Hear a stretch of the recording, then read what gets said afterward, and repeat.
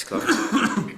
Okay, members, you're very welcome to the first meeting of the Assembly Education Committee. I advise us that we will be recorded and broadcast throughout the meeting today in Parliament buildings and online. It can be accessed via www.nisambly.tv/live-stream-1 and on Twitter at NIAssembly. Delighted to welcome everyone to the committee and glad that we're back to get on with our job at hand. Item 1 then is apologies. Have apologies from Maurice Bradley, MLA. Any other apologies? No, we've got full attendance otherwise, Clark. Excellent. Agenda item 2 then is committee composition. Can I draw members' attention to the committee composition document which has been tabled? Members take note of that, yep. Okay, Clerk. Happy enough. Okay then, in terms of chairperson's business, can I again welcome everyone to our first meeting of the reconstituted Education Committee. I'm sure everyone agrees it's long overdue and that we've got much work to do. As I've said in the Assembly, it is a genuine privilege for me to serve as chairperson of the Education Committee, which gives us the opportunity and the responsibility to support and hold the account, in my opinion, one of the most important government departments that we have. There are, of course, serious challenges facing our education system to which we have to respond collectively, but I think you'll agree that the clear commitments made by all parties represented in this committee in the New Decade, New Approach document, if delivered, is going to help us respond decisively to these challenges for the benefit of everyone in our community. And I firmly believe that education can empower and unite our community through inclusive, equal, quality educational opportunity for all. So I really look forward to working in good faith and partnership with every one of you to achieve these aims. And I'd be glad to give members an opportunity to make their own brief introductory remarks in taking up their membership of the committee, if they would like to. Yeah, Deputy Chair, would you like to make any introductory remarks? Yeah, I suppose like yourself, Chris, I feel very privileged to be Vice Chair alongside yourself and involved in the committee since I come on to this role. I was lucky enough to become the party's education spokesperson, and over the period that we haven't been here, I have done a lot of engagement with the sector, and I suppose, as they say, every day is a school day and every day is learning. The education system here is so vast, and you're learning new things all the time. So I'm looking forward to getting stuck into the work. We have only 2 years. I would like to see us being strategic and delivering on as much as we can within those 2 years. Agree, yeah.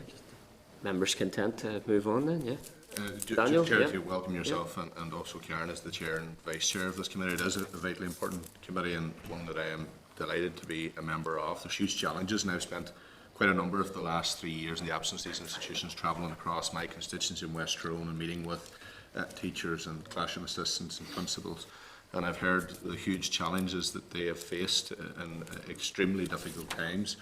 And I would hope that the work of this committee collectively will help and alleviate some of those pressures and steer a way forward which will be to their favour. And certainly today in particular, when we are in the headlines for the wrong reasons in the return of these institutions after 3 years, I know that quite a lot of teachers will be very frustrated by the fact that our Assembly members will receive a pay increase which we didn't ask for, but also in the context that they have been fighting for so long for what they're rightfully entitled to in terms of pay increases. So in that regard, I'm delighted to be here, and I will do all I can to contribute positively to this committee.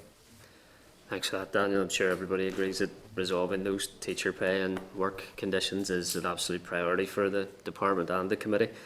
Could I invite Robin to speak as well? Thank you, Chair, and join with the previous 2 speakers pleased to see that the institutions are back up and running again, and indeed that the Education Committee, which is facing huge challenges across the whole and in each and every sector of our education. I suppose we do talk about the cost of education and so on, rather than perhaps talking about investment in education. And I really don't think there is any more important sector of our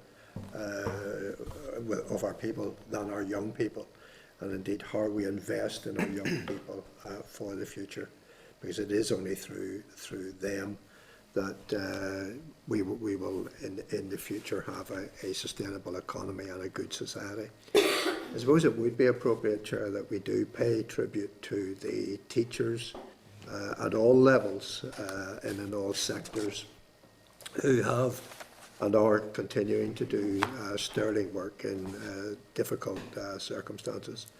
I have to say I was pleased last week that the first ministerial statement that was made in the Assembly was a statement by the Minister for Education, and that though in the overall context it's not a huge programme that he's introducing with the enhanced schools, but it does indeed, I think, set a scene for the future and hopefully for better things to come, Chair. Thank you, Robin. Echo those words of tribute to the teachers and acknowledge that I think one of our most earliest meetings will be with the teacher unions. I also welcome the school enhancement programme, of course, as well. I think, as you say, it's very welcome for the schools that receive it, and we'll have to work to get that investment for other schools as well then. Robbie Butler. Thank you, Chair.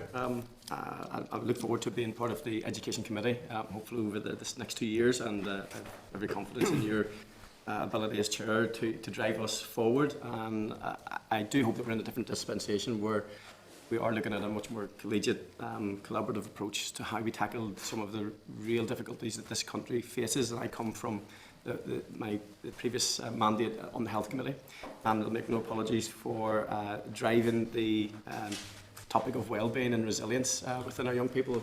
I do feel that in terms of how we measure the value of our young people, education and academic ability is right up there, but there can be no better vehicle than schools to ensure that there's a more holistic value placed on our children. And we'll look at the crisis that we're in this country at the moment. There's no doubt that the education system plays a significant role in emboldening and building our young people for a prosperous future here in Northern Ireland. And I think it's really important that when we do that, whilst we will engage with the sector, it's really important we engage with the most important stakeholders, and that's the children and the young people themselves. So, and I know, Chair, that on a number of forums that we've sat on with young people, that there is a voice out there and they want to be heard. And I think that it is for this newly constituted Assembly to deliver on that, to raise the bar for what can be achieved for the young people here in Northern Ireland. Thank you, Robbie. Any other members? Content to... Chairman, can I just say, yes, of course, William. Yeah. As a governor in 2 schools, one a secondary school and one a primary school in North Belfast, I echo the words of others in terms of school principals, teachers in general, and the support staff that there are in schools who do a tremendously difficult job in difficult circumstances in a most professional and an excellent way. I think one of the other things that the challenge, obviously apart from education, is the general issue of mental health, suicide awareness and general well-being is hugely important. And I think one of the things that we need to be looking at as a committee is how this, the Department of Education alongside Department of Health, the Public Health Authority, local government, the Department for Communities can get a joint approach to tackle these issues. I think that's hugely important, because I know in speaking to school principals and teachers across North Belfast over the last number of years, there is a huge amount of money spent bringing in professional services in terms of counselling and so on, which is hugely important and obviously needed. That's why it's being brought in. But frontline education money is having to be used for that, and I think there needs to be a joint approach to ensure that that isn't the case as we go forward. And congratulations on your appointment. Okay, members. Yeah. Can I just supplement the back of what Go ahead, Dan. William has said? Absolutely right in terms of the necessary services to support our young people in schools, and it shouldn't be coming out of a already very strained budget. But I'd also like to see in local schools a greater awareness about drug abuse and also alcohol consumption, and particularly with so many young people now. The first thing to do is pass their driving test, get a car, and to explain to them the very serious consequences of driving whilst intoxicated, because there needs to be a greater awareness in relation to that at that age, I would feel, and I think it's a big issue, and so about to become much, much larger, particularly when you look at the context of the amount of people that have died in the most recent year. Okay. Well, members, thank you very much indeed for the commitment that you've given to work together in relation to those wide range of issues facing our children and young people and our education system, and I do genuinely look forward to getting the job done with you. Yeah, sorry, Justin, you want to come in? Apologies. I'd like to echo a lot of what's been said already and congratulate you on your appointment as chair, and look forward to working with the clerks and the team. We've got a really important role to play, all of us. And I would like to add into the important piece on mental health. I think the really crucially important role sport can play in dealing with not alone mental health, dealing with drugs abuse, as a tool to build and embolden young people to see another route. I think it's a really important piece of education that we all should be cognizant of, and looking forward to working with everybody and doing a really important job that we have to do. Absolutely. And Catherine as well, yeah? I would like to echo everyone else and congratulate you both in your positions. I'm looking forward to working with you all. I would just like to mention a couple of priorities for me. Sitting now in the Education Committee, and that would be to ensure the implementation of the childcare strategy and also the children and young people strategy with a particular focus on mental health and also youth service provision. And I think we have a big job of work ahead, but I think that we can do it and I think we'll work very well together. Thank you, Catherine. Thank you, members. And can I also echo the welcome back to our committee staff? Absolutely vital part of the team, and thank you for working so hard to get us prepared for this first meeting back today, staff. Appreciate it. Okay, members, the next agenda item then is our meeting with the Minister. As is convention, the Deputy Chair and I met informally with the Education Minister, Peter Weir, MLA, yesterday.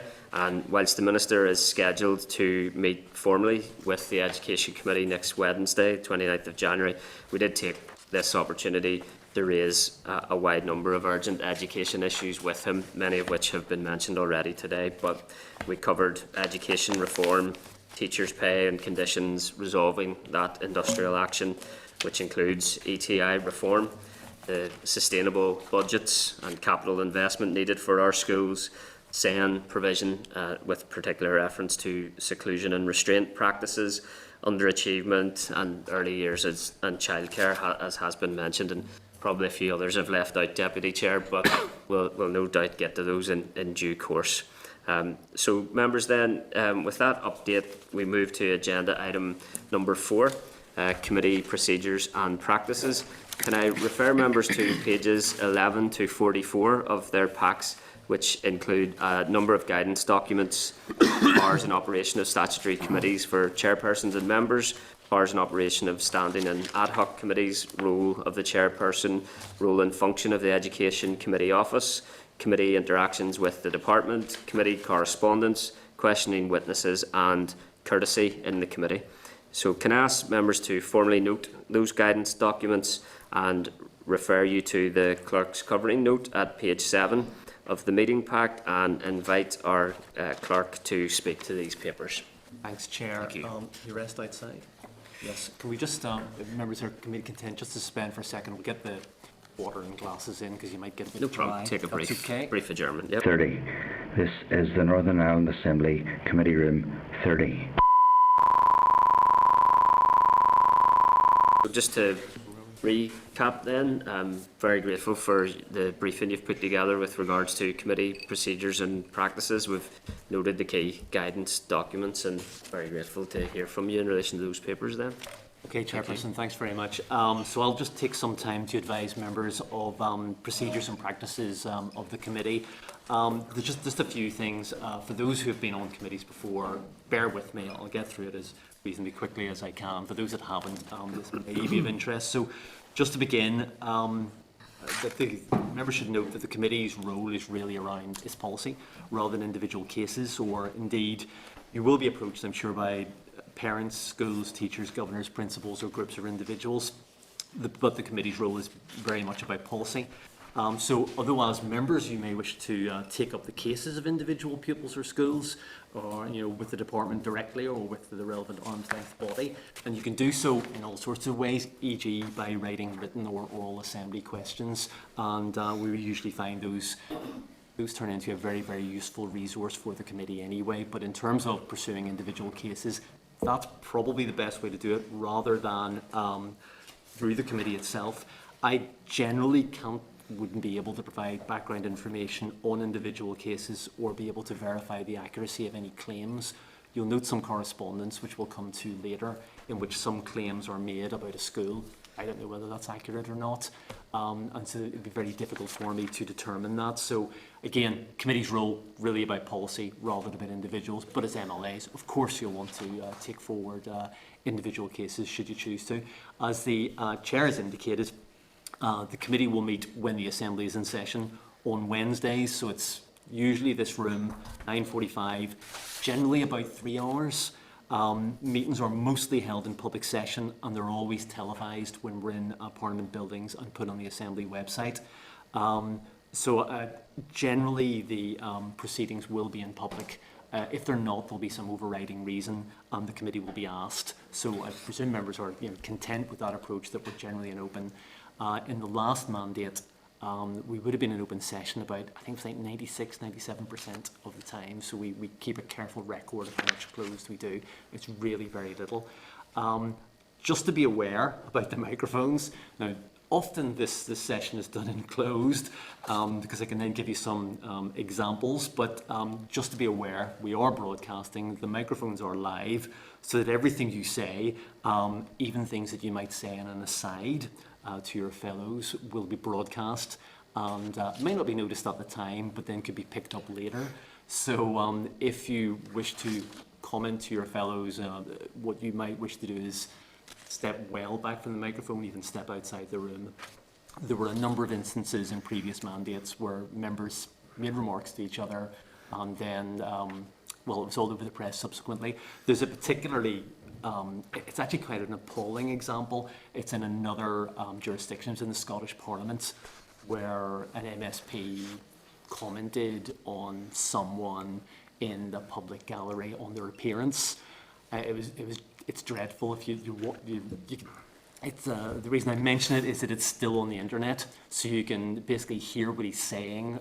He's obviously, it's the chair of the committee, he's talking to the clerk. The clerk, I think, is sitting there frozen in embarrassment, trying to get him to stop, but he just keeps talking, and it's so bad. So just to be aware, microphones are on, nothing we can do. Once it's broadcast, it's out there, and it's out there forever.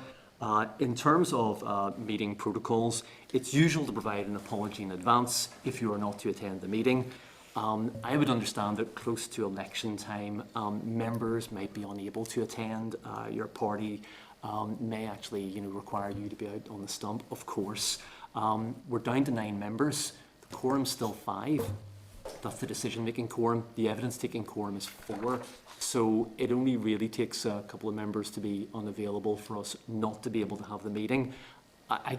We get paid anyway, but the point is that witnesses may have taken time out of their day, and it can be really inconvenient for them. Yes, officials, but also members of the public sometimes give us evidence as well. So if we're not going to have the meeting, if members cannot attend, good to give an apology. I can then communicate that to the chair, and if necessary, the meeting can be postponed, and thus we can avoid wasting the time of our witnesses. I'll move on then to punctuality. All MLAs are time poor. You all are.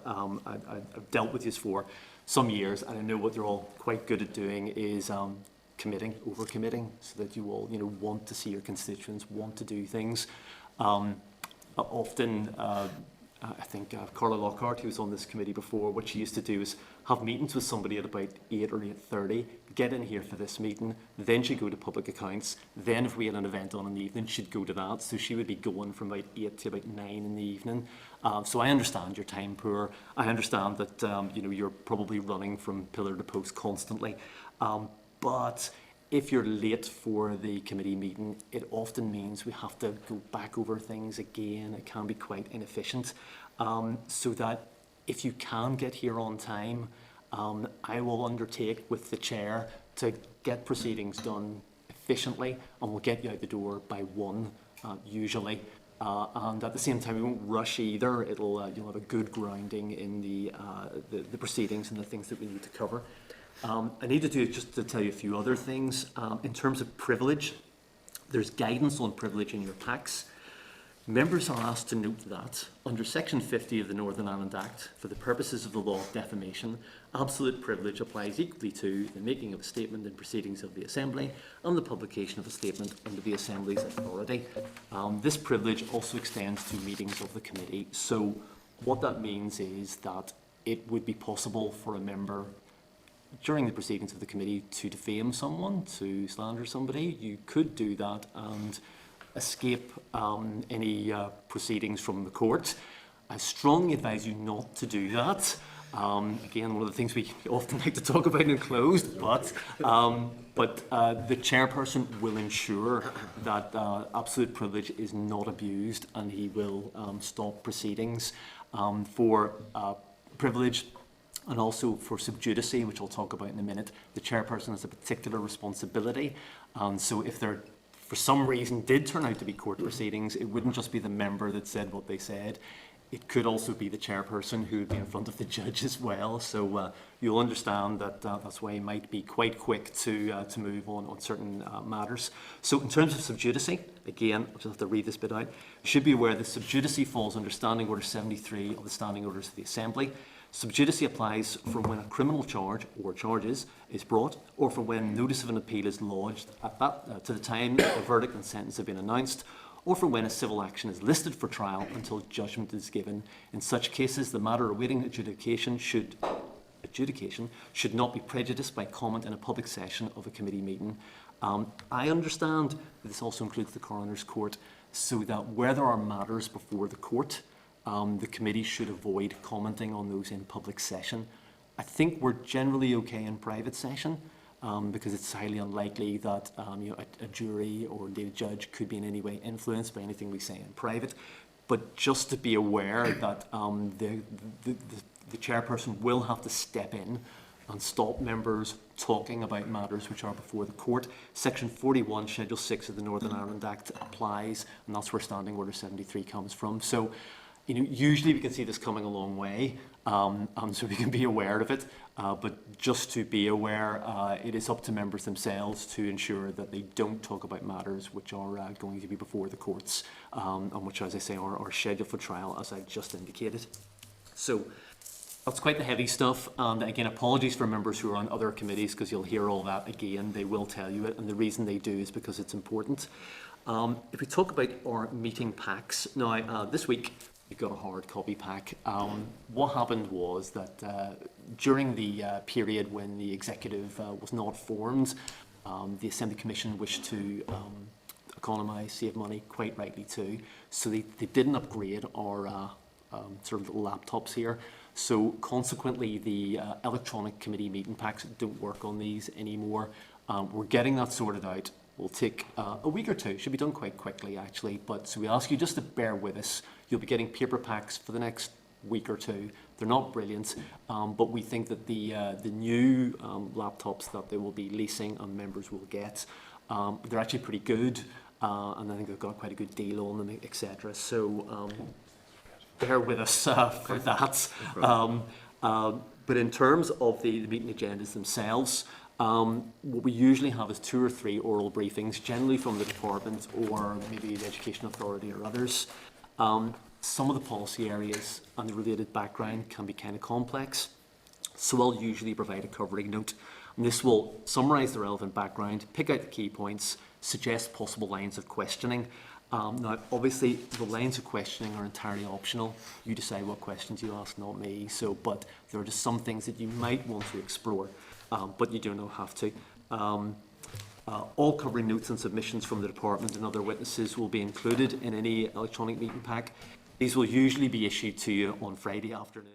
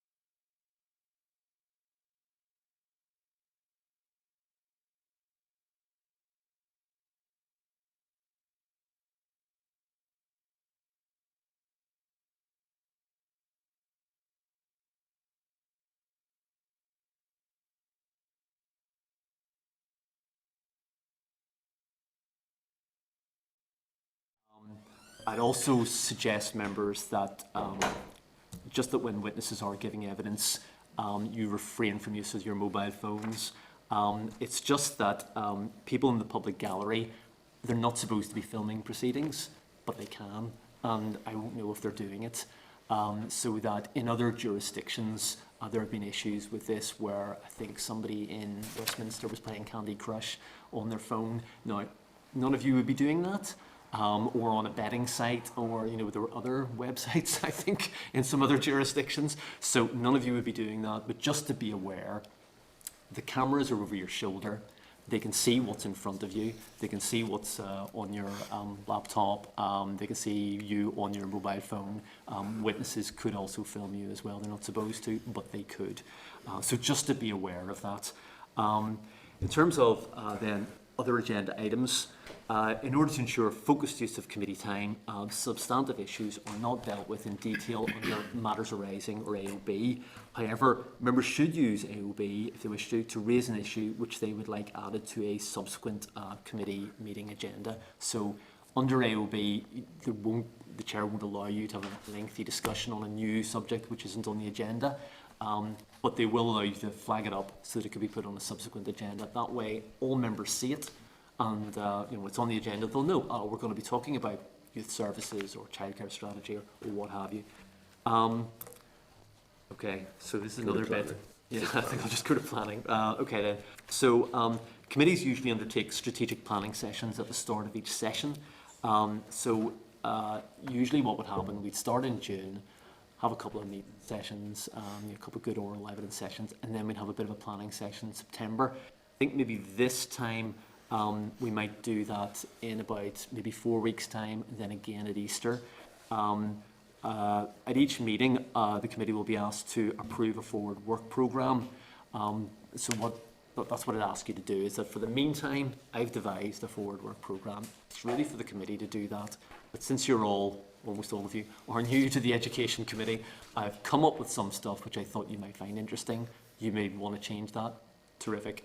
But then what we'll have is a more strategic planning session going on where the committee, say in a couple of weeks' time, will decide what does it want to do with its time. Because as the chair said, we've only got 2 years. There probably, I understand there'll be a new programme for government in the next 2 or 3 months.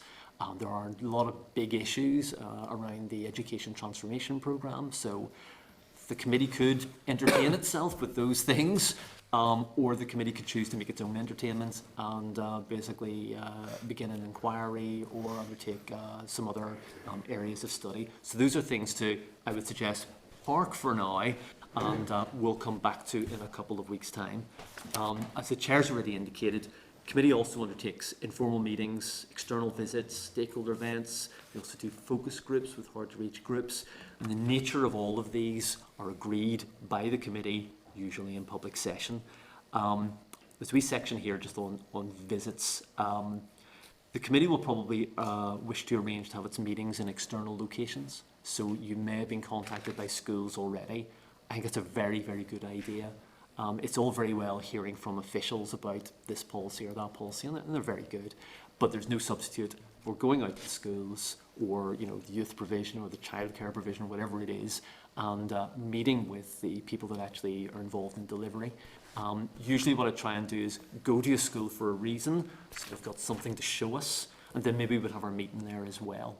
We might do that, say, about once a month or so. So the problem is that for our Belfast-based MLAs, it's not going to be particularly convenient, because who knows where we'll be. But then again, for those of you in other places, it might not be that convenient either. So we could be in, a very isolated location in Ballycastle or somewhere. So you then have to find the school, or other places are available. So first, they're used to that. Nothing's convenient where we live. Yes, well, so you have to find your way to the school, and then when you get into the school, I mean, what facilities have they got? They're going to put us into the assembly hall, probably going to be cold, or they'll put us into the library, probably going to be boiling, and there's not much they can do about that. So it may not be ideal, and it's also the case that when we are in a school, there will be no video feed.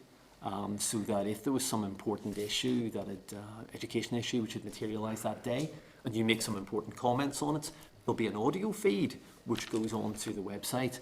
But in my experience, that's generally completely ignored by the media, even though important things may be said. They only ever really pick up what the committee says if it's on the video feed, if we're here. So bear in mind, I definitely think very good idea to go out and visit schools. I'm sure you've been approached already, and we'll schedule those in.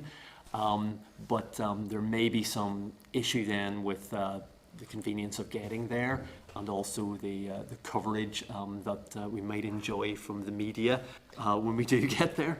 Yeah, we can obviously coordinate properly, but I do think it is obviously vitally important that we engage across Northern Ireland as extensively as possible, and we did make good use of that in the last committee, and I'm glad that we do have good representation from constituencies across Northern Ireland, and we'll be sure to engage effectively and widely. Yep, thank you, Clark. So moving on then, just the social media, as the chairperson has indicated, we do maintain a social media presence through our webpage, and also we have a Twitter account.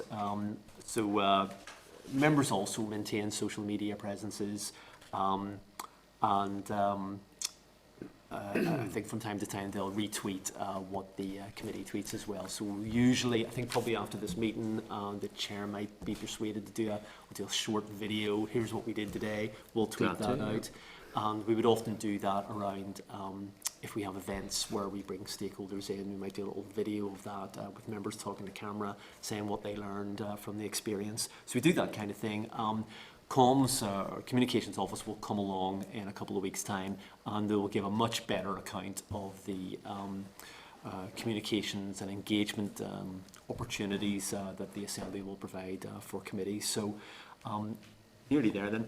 Plenary. Just on that, Clark, obviously we want to make the work of the committee as accessible as possible. I welcome the fact that there is a Twitter account there, and as I mentioned earlier, the live broadcast can be accessed online. So it'd be good to make sure that communication is as up to date and active as possible. And if any other members, in addition to me, want to contribute to short videos, I'm sure we can coordinate that properly as well. Then, thank you.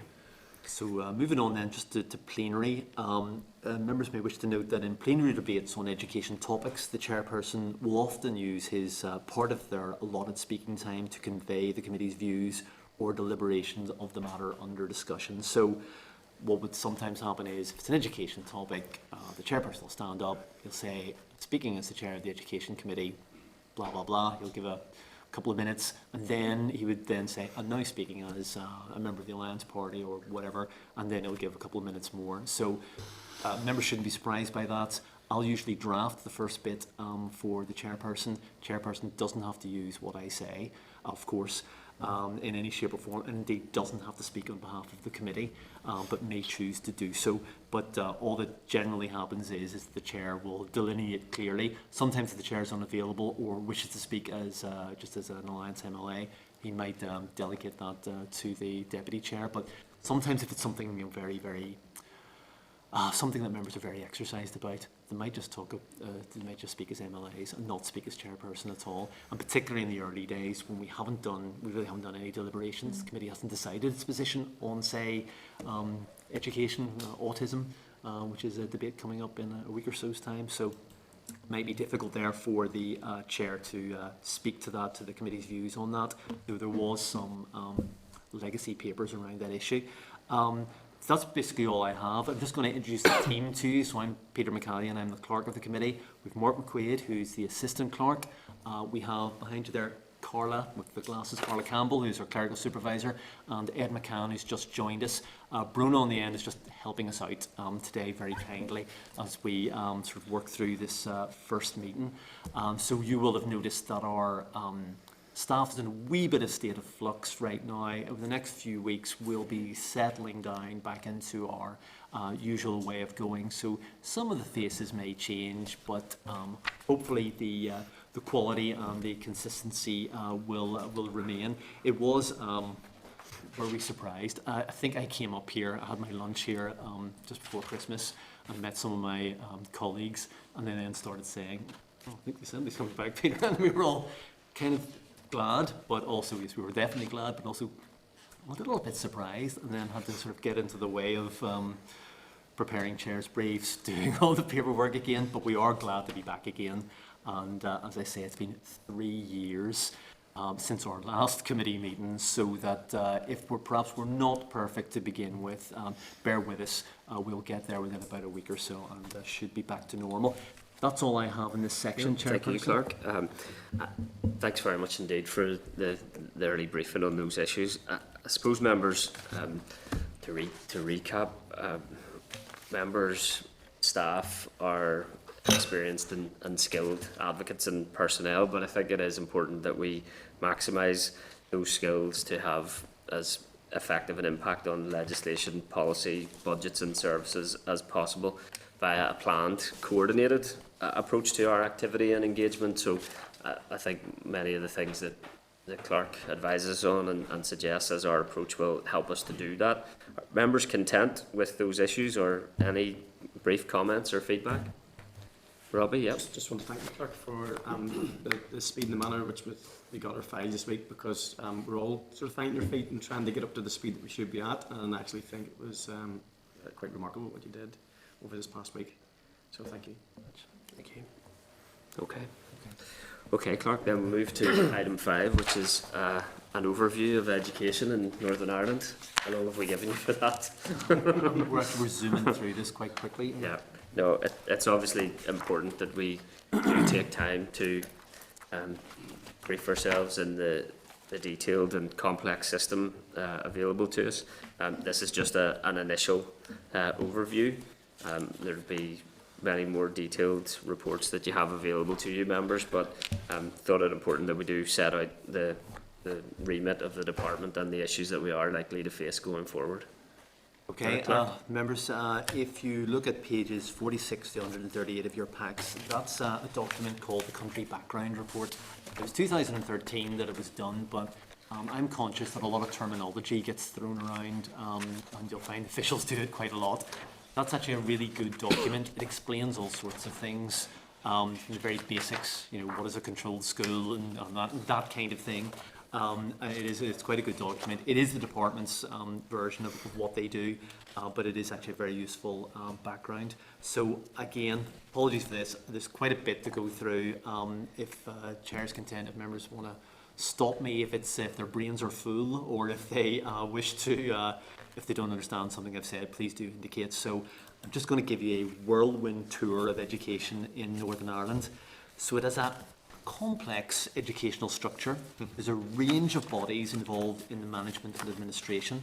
So the Department of Education, as you know, is accountable through its minister to the Assembly, and the department's responsibilities are education up to the age of 4 and the childcare strategy, primary, post-primary and special education, so everything in schools, youth service, children and young people, including implementing the Children's Services Cooperation Act and reporting on the UN Convention on the Rights of the Child, so that's UNCRC, which we'll hear mentioned quite a lot from time to time. DE also works with the Department for the Economy to deliver the career strategy, but it's not directly involved in apprenticeships or further or higher education, although the Education Authority administers student finance in Northern Ireland. However, this is outside of DE's remit, so it's not inside the remit of this committee. DE is also responsible for the Northern Ireland Teachers' Pension Scheme, which, for historical reasons, includes FE lecturers, but the FE lecturers bit is outside our remit. So DE is not the responsible body in the executive for safeguarding. I think that's still with TEO. However, ETI, the Education and Training Inspectorate, inspects child protection measures, and schools obviously have a lot of responsibility in this area. DE also works with the Health and Social Care Board, which funds Sure Start. So, right, that was kind of complicated. I assure members that we're going to have a series of briefings from officials who will make this a bit clearer, but suffice to say, it's complicated. It's a complicated arrangement. The Education and Training Inspectorate is, unlike any other inspectorate in these islands, not independent of the department. It is part of the department. It is also a unitary inspectorate covering early years, schools, youth service, and I believe further and higher education provision, as well as educational provision in prisons. So D through EA has responsibility for youth education in Hydebank, but not in other prisons. So the Education Authority took over, I think it's what is now an IOTIS education other than at schools setting in Hydebank. The predecessor committee visited that, did you? Were you there?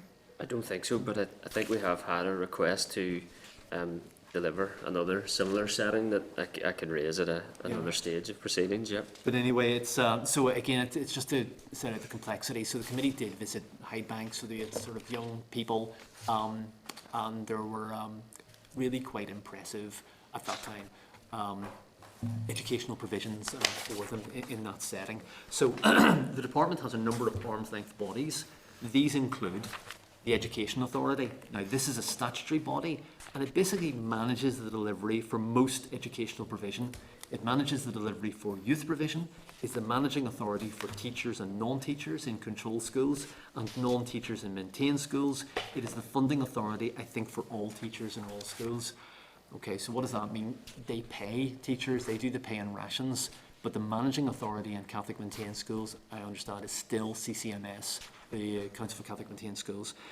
So, moving on, the Council for the Curriculum Examinations and Assessment, CEA, is a statutory body. It advises on the curriculum and examination, and also, uniquely, acts as the regulator for examinations in Northern Ireland. The Council for Catholic Maintained Schools, again statutory, is the managing authority for Catholic maintained teachers and promotes Catholic education. The Northern Ireland Council for Integrated Education, not statutory, but it helps DE meet its statutory obligation to promote integrated education. So not a statutory body, does receive funding from the department, but does have a statutory, it helps the department fulfil this statutory obligation. Corlin na Gilscoileachta, not statutory, so this is SENA G, helps DE meet its statutory obligation to promote Irish medium education. This again was in receipt of funding from the department, I think it still is. This is a matter of public record. It was in special measures for some time. I think that has now been resolved, but I haven't actually had an update on that in a while. The General Teaching Council, Northern Ireland, statutory body, registers all teachers in Northern Ireland. So you can go onto a website, if any of you have children at school, and look up your child's geography teacher. If you put in their surname, it should come up with their registration number. If it doesn't, that's interesting. Well, they're supposed to have a registration number. Nobody's supposed to teach in a school in Northern Ireland unless they're registered. So that, say, a teacher does something they really shouldn't, they can then be deregistered. So as well as being sacked and whatever, and subject to disciplinary procedure or what have you, there are vires which allow, I think, the department to ensure that that teacher cannot then go back into a school. There was an issue with this a couple of years ago, which I'll tell you about another time. So then we have Middleton Centre for Autism. This is jointly funded by DE and the Department for Education and Science in the Republic of Ireland. It provides advice and training for parents on autism, parents in schools, on autism in Northern Ireland and the Republic of Ireland. Then we have the Youth Council for Northern Ireland. Now, its responsibilities were transferred to EA, to the Education Authority. I think it had started to happen during the last mandate, but I understand from the department's annual report that the Youth Council no longer has a board. So I anticipate that the department may have to bring forward legislation to dissolve that body. So all the Youth Council stuff is happening, I understand, in the Education Authority, but the Youth Council still exists on paper, is my understanding, though there is no actual board. Then we have, finally, the Exceptional Circumstances Body. This deals with post-primary admission problems. In addition to all of those, there are sectoral bodies. For example, the Controlled Schools Sectoral Council. This promotes controlled schools and is funded by DE. Then you have the Transfers Representative Council. So to explain, controlled schools, right, so to explain this properly, I understand that in about the 1920s, the Anglican Church got out of education all over the world. So in Australia, Canada, UK, Northern Ireland obviously, they no longer ran schools, and they handed those over to the state and said, there you go, there's a school, look after that, on condition that they maintained a seat on the board. So these seat on the Board of Governors of the school, so that these transferors then have a representative body, which is the Transferors Representative Council. To be clear, they're not all Anglicans. There are, of course, Presbyterians, Methodists, Baptists, etc. But that is the group that I think represents the, you might say, interests of the Protestant churches, and they're mostly concerned around controlled schools. Then we have the Catholic Schools Trustees Service.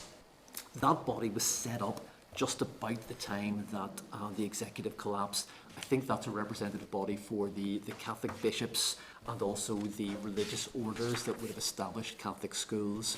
I presume it would include, I'm not absolutely sure about this, but I presume it would include like the Irish Christian Brothers, the Dominicans, etc., that would be involved in Catholic schools. Not absolutely sure about that. It might just be the bishops themselves, so we might get an update just to see exactly where they are. And then you have the Governing Bodies Association, representative body for voluntary grammars. Now, in addition to those, there are some other bodies representing special schools and groups of schools in an area, and also there'll be an Irish medium schools representative body as well. So, lots of organisations. Many of them will want to come and speak to the committee at some point. If they haven't spoken to you already, I'm actually surprised. But sitting below all of these, and with responsibility for their own school in terms of spending and admissions, are the boards of governors of schools. Some of you, I'm sure, are governors of schools. They are constituted a little differently in the different sectors, but essentially they enjoy a reasonable level of autonomy. The voluntary grammar schools probably have the most autonomy. They're able to procure services, etc., which, say, controlled schools cannot. And this was mentioned during the Minister's statement on the School Enhancement Programme, and this one comes up again and again, that schools are adamant that they could procure services much more efficiently than the Education Authority does. But again, that's something I'm sure we will return to. So the key teaching unions are the NAHT, so that's the National Association of Head Teachers, INTO, Irish National Teachers Organisation, NASUWT, National Association of Schoolmasters Union of Women Teachers, UTU, Ulster Teachers Union, and NEU, which is the National Education Union, which used to be ATL, the Association of Teachers and Lecturers. They merged with the NUT, a year or more ago. So these organisations are all on the Northern Ireland Teachers Council. So they would have been involved in the, I imagine they would have been involved in the industrial action, the pay dispute, and the resolution of same. The ASCL, which is the Association of School and College Leaders, is not on the NITC, but certainly the committee has had dealings with them in the past. Non-teaching staff can be represented by NIPSA, for example. ETI inspectors are, I find it a little strange they're represented by NIPSA, and classroom assistants, often by NIPSA as well. Unison will also represent some of the Education Authority non-teaching employees, and as the chair will recall, in the last mandate, we had representations from both NIPSA and Unison around the outdoor education centres, and they're representing their employees there, their members there. So that was quite a lot. I'll now take you on a further whirlwind tour of the different sectors and just give you some of the numbers. So beginning with the controlled sector, probably the largest, about 47% of children attend controlled primaries, maybe 40% of children attend controlled post-primaries or controlled grammars. They generally have transferors on their board, except for the controlled grammars, which do not quite sure why. So something we discussed in previous mandates, what is a controlled school? A controlled school is a school which will have a daily communal act of worship which shall be Christian in nature, so that this is always a source of either concern or amusement to some members that controlled schools don't have a Christian ethos. Of course they do, but under law they're not required to. Under law, all they're required to do is to have this daily communal act of worship which shall be Christian in nature, which is kind of interesting, and sometimes this sort of issue materialises. So a small percentage of children at controlled schools are Roman Catholic. It's around 12% at primary and about 4% at post-primary. Interestingly, a reasonably large group, a growing group of children, 7% in the primaries and I think 17% in the post-primaries, are no religion recorded. This is something that came up in shared education. Bill, we talked about it. It seems to be an increasing thing. What is it? Who are they? Are they the children of Protestant parents who don't go to church and have chosen to not record themselves as Protestant? I don't know, but that is a feature which you will see in the changing demographics of our schools. Excuse me. Catholic maintained schools account for about 46% of primary school children and 47% of secondary school children. These schools are recorded as having a Catholic ethos. Voluntary grammars with a Catholic ethos account for around 45% of grammar school children, and almost all children at Catholic schools are Roman Catholic, so it's about 96-97%. There'll be a small percentage which are Protestant or some other religion. Integrated schools, these can be sometimes called grant-maintained integrated or controlled integrated, where it's been a controlled school which may have converted. Account for about 6% of primary school children and 16% of secondary school children.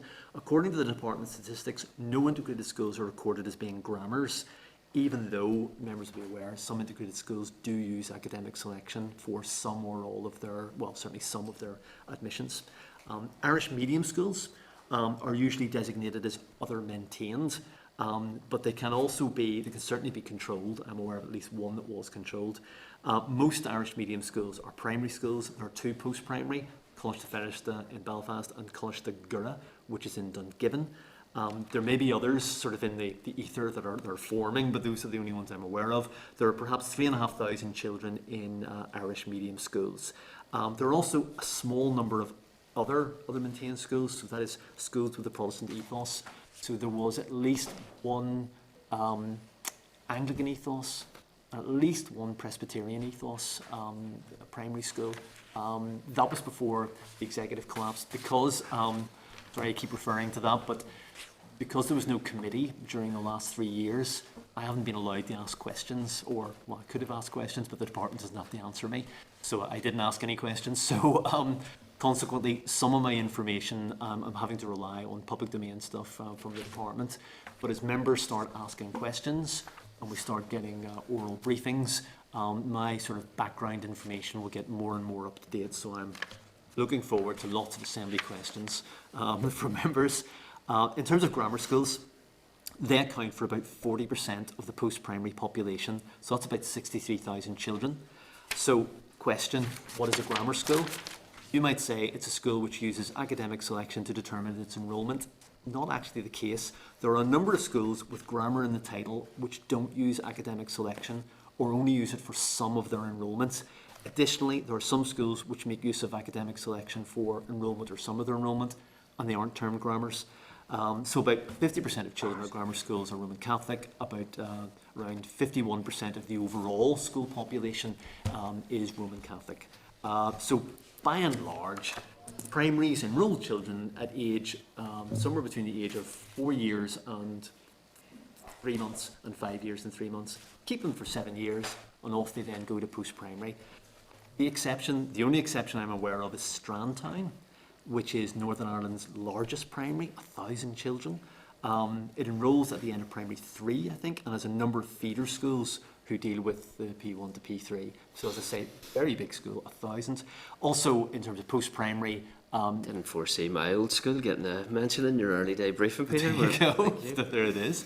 Didn't realise you were the former pupil. I also make just a passing reference to the Dixon plan. This is a different system for post-primary than is used throughout the rest of Northern Ireland. I'm sure members that are interested in that will raise that, and I know there are champions of that within the Assembly. So post-primary, in terms of the costs, it's around £4,500 per pupil. Primaries is about £2,500 per pupil. Staying on levels in post-primaries in Northern Ireland are actually pretty high. They're certainly as high as they are, or higher than the rest of the UK. Various reasons for this. One of them may be that employment opportunities might be a little lower in Northern Ireland than they are in the rest of the UK. Children leaving education with no qualifications appear to be pretty low, so it's less than 1%. However, maybe might treat that statistic a little bit carefully. I'm not clear whether all children with SEN are included in those numbers, but the overall picture from things like PISA, which was a recent study on the state of the understanding of reading, etc., at pupils age 15, and other studies. There was a recent, 2013, the OECD did a review of education in Northern Ireland.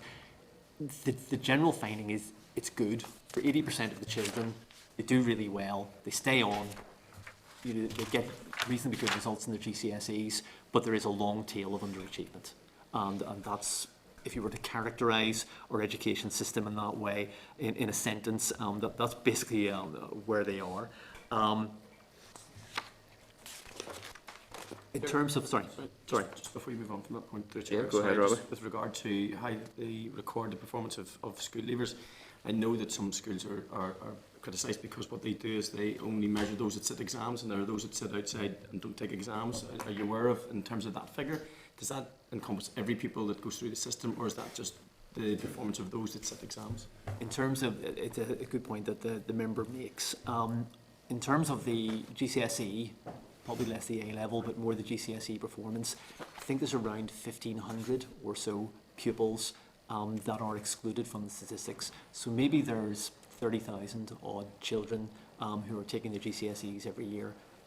Those are, so whenever you see the numbers of how many have got their 5 good GCSEs plus English and Maths, that's based on that 30,000. But excluded from the statistics are this group of around about 1,500 who have special educational need. So that's why I'm saying we should treat the statistics with a little caution, because there's probably a little more to that. And this is something that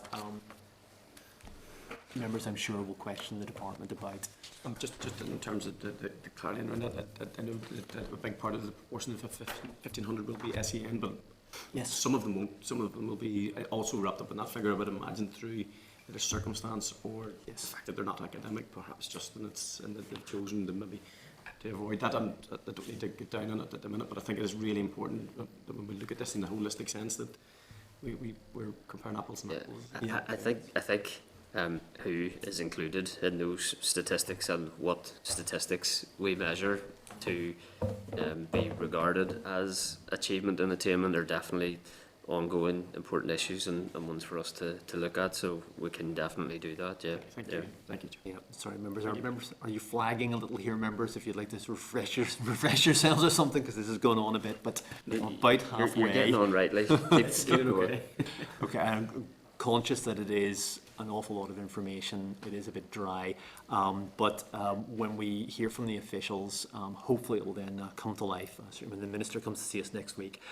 So in terms of special schools, these are almost all designated as controlled schools. I think St Gerard's Resource Centre is down as a Catholic maintained school, but there's about 6,000 pupils in controlled schools.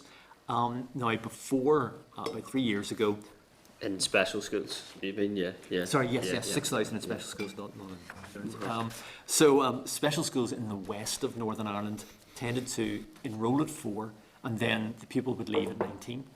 But there was an awful lot much more variation in the rest of Northern Ireland. So the west was basically the old WELB board area, and that's the way they did things. I think there was a feeling that that was actually quite an efficient way to run special schools, that there was a great deal of consistency of delivery, and the Education Authority was looking at the standardisation of the special school model a couple of years ago. Where they've actually got to with that, I'm not sure, and it might be something that members may wish to pursue with the department. In terms of costs, special schools probably cost about 120 million a year to run. The cost per pupil comes out at about £18,000, with another £3,000 on top of that for transport. So if you compare and contrast that with mainstream schools, where it's maybe about £4,000 per pupil, but members have visited special schools a number of times. When you get there, you can see how different it is. I'll choose my words carefully, but I mean, members usually come away from it really impressed. That you find that there's maybe one classroom assistant per 2 pupils, and the pupils have a wide range of sometimes very, very challenging physical and behavioural issues. So anyway, Yeah, no, special educational needs provision was a key priority of the previous committee. As you say, Clark, we visited a number of schools and took evidence and scrutinised a wide range of issues in relation to SEN, and I've no doubt will continue to do so in this committee as well.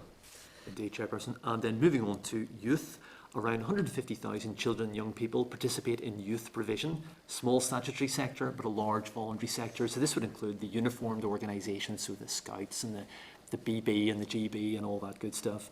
The provision includes anti-sectarianism training, outdoor learning, inclusion programmes delivered through youth centres and sometimes with and in schools.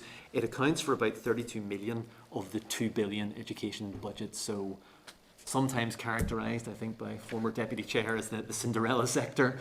That it's, but it is, it doesn't command a large amount of resources. There were issues in the previous mandate around the rationalisation of outdoor education centres. I think that was resolved, but again, I'm sure members will return to that. Yeah, I think in our capacity as education spokespeople during the absence of the executive, we were briefed by the Education Authority on the new youth services model, but I think it is in the draft forward work programme to take a detailed briefing of the configuration of the new youth services. I'd be keen to hear an update on the outdoor education centres as well at an early date also, so that is in the draft forward work programme. Okay, members, so then moving on to money. The Department of Education's opening resource budget for 1920 was 2,063 million. 0.2 compared to the 16-17 opening figure of 1,948 million. It's quite hard to get your head round. I find it quite difficult to get a head round when we start talking about millions and billions. It is complicated. Suffice to say, education is the second largest AME budget, resource budget of all 8 departments, plus the Executive Office. Health is, of course, first. The opening resource budget figure that I've just quoted for education included confidence and supply funding of about 16.5 million to cover some of the costs of Sure Start, literacy and numeracy projects, nurture provision, early years pathway fund and extended schools. So the numbers, again, as I say, are quite hard to get your head around. I will attempt now to break these down for you if I can. So 1,129 million of DE's total expenditure is accounted for by the aggregated schools budget, the ASB. So you'll hear that mentioned a lot. It's allocated to schools using a formula or scheme called the Common Funding Scheme. You'll hear this mentioned as well. 80% of this is based on the number and type of pupils that schools have. Thus, more pupils and more pupils on free school meals means more money for the school. Schools do not get money for vacant places. So when you hear it said that there are 30,000 vacant places in schools in Northern Ireland, it's not the case that the department or the executive is paying for empty school places. They're not. They only pay the schools for the spaces that are filled with actual pupils. Post-primary schools get more per pupil than primary schools, as I've indicated. It's not quite twice as much. A relatively small proportion of the ASB, about 20%, is allocated by the department or the Education Authority for other reasons. For example, targeting social needs, that accounts for about 77 million. The premises factor, 65 million. The small schools factor, 20 million. Now, the small schools factor is allocated to a relatively large number of primary schools with small enrolments and is often argued as being essential to their sustainability. So you have, for example, the school in Rathlin. I think there's about 8 or 9 pupils at it. It's not practical for those children to commute to Ballycastle. So basically, in order to make that school viable with only 8 pupils, they need some extra money, and they get it from the small schools factor. The issue then with that is that if you then start to look at the cost per pupil, when you get into some rural areas, that cost starts to go up because the school has got a small number of pupils, and you find then that the school can only afford maybe to employ 3 or maybe 4 teachers, so classes have to be combined, etc. So big debate about that, and we can have that another day. But other funds are held centrally by the Education Authority or DE and cover other provisions. For example, school transport currently about 81 million, school meals 38 million, special educational needs 250 million. So in that 250 million number is the classroom assistance number, which the Audit Office estimated to be, I think, around 50 million. So those are significant sums. The SEN, special educational needs budget, has increased by at least 30% in the last 5 years. Since I've been clerk, it's consistently gone up. That's one of the issues, one of the pressures that the department is facing. So other background, the terms and conditions of teaching staff are understood to be just about identical in all grant-maintained schools. This is sometimes referred to as the Jordanstown Agreement. So if we meet with the unions in future, you'll probably hear them mentioning this. Staffing costs are significant and account for about 90% of school expenditure. So if you look up your school, I'll point you to a website where you can see how much money schools get. So if you had like 1,000 pupil post-primary, you could have a budget of 3 or 4 million easily. But it might be employing 70, 75 teachers. The median salary for a teacher is about 40,000, and on top of that, you have to pay your employer's national insurance and employer's pension costs. Once you've used that up, they're down to a couple of 100,000 of sort of available cash for the school to spend. Then they have to pay their rates bill. Then they have to heat the school. Then they have to light the school. Then some of the special educational needs provision they may have to provide themselves, so that you're not long whittling down that 4 million to 50,000 or something, so that if then the enrolment drops in the school and thus the amount of money they get changes, suddenly they're in deficit. That can happen quite easily. So that's sort of the background, as I say, to the money. And just to point out that although it sounds sometimes like schools have got stacks of money, by the time you've paid the teachers and your administrative staff and your classroom assistants, where those are employed by the school rather than the Education Authority, you might not have very much money to play with after that. So as I've just indicated there, schools or managing authorities also pay employers' contributions for teachers' pensions. Owing to changes made by HM Treasury to the discount rate for public sector pensions in 2016, these costs increased, and school and managing authorities had seen their contribution rise by 30 million per annum. So where has this problem of the deficit come from? Well, you can trace it back to 2016. So you have the teachers' pension scheme. There's like a discount rate. This is kind of involved, so I'll not give you just give you the very high level. Basically, schools' pension or teachers' pensions costs increased. Teachers had to make bigger contributions themselves, that's fair enough, but schools also had to make larger employers' contribution. Add that all up, £30 million from 2016. So that put a bit of pressure on the budget. Additionally, sorry, I've lost my place here. Additionally, there were changes to employers' national insurance contributions, also from around 1st of April 2016. That increased the cost of employing a teacher by £1,100 per teacher, so that's 21 million. So there's 50 million, which they didn't have to pay before. And it's not, without making a political statement, not the executive's decision, not the minister's decision, not the school's decision. They just had to pay the 50 million from somewhere. So that's kind of where we've come from in terms of the pressure on school budgets. Additionally, there's the issue of staff substitution costs. This is associated with teacher absence. This is now running at about 73 million per annum. So the costs associated with the first 20 days of sickness absence, and those can be as high as £200 a day, have to be met by the school. So again, if you go back to my original, started off with 4 million, paid the teachers, lit the school, heated the school, paid the rates. Now you're going to have to, or you've paid these additional pension costs and national insurance costs. Oh, now you've got teacher substitution costs as well. You're rapidly getting into, it's not quite that surprising that maybe schools are struggling to balance their books. As members are aware, teaching unions have been in dispute over pay and other matters since at least 2016-17. Just briefly, Clark, as well, I suppose, just to stress our appreciation of the scale of the financial crisis for school budgets, and to acknowledge that the New Decade, New Approach document puts addressing sustainable school budgets as an absolute priority, as it will be for this committee as well. So thank you for raising that, Clark. Thanks, Chairperson. Yes, they're in dispute. If they got a 1% pay increase, I would estimate that to cost about 10 million. And the money for that would have to either come from the ASB, the Aggregated Schools Budget, or somewhere else. So there would have to be some money settled on the department, some extra money to settle whatever the final pay dispute settlement is. I don't anticipate that it will be 1%. I would have thought it would be more than that.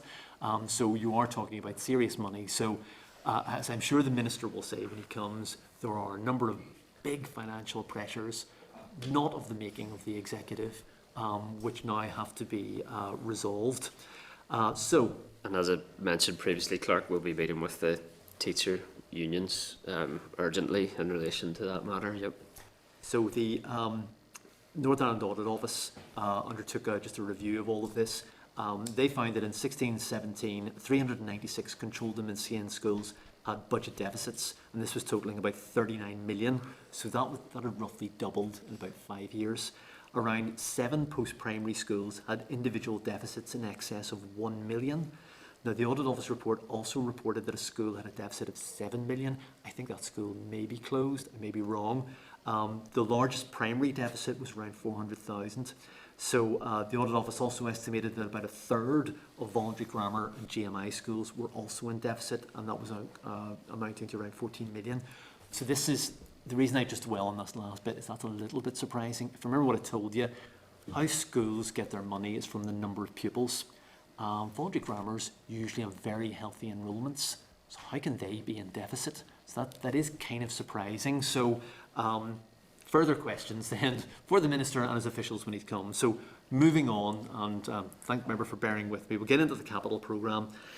The capital budget in 16-17 was 206 million, so it was the third largest of all the departments, and this covers things like new school building, school improvements, and includes things like maintenance and, of course, the school enhancement programme, which you heard about last week.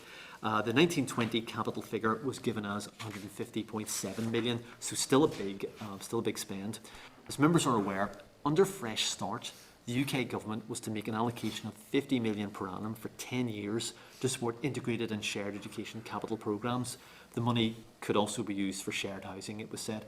It was understood at the start, they said that only new projects were to be funded using this money. However, under the confidence and supply arrangements, the Stroud campus, not a new project, had already been started, was expected to receive support from Fresh Start. That's a big deal for the member from West Durham. Its total cost is about 140 million, and so that would be I'm sure predecessors committee approved of that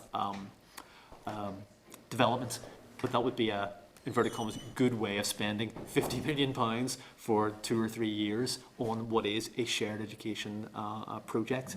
But it's just to make clear that the department had sort of struggled to get its capital budget spent on new school builds.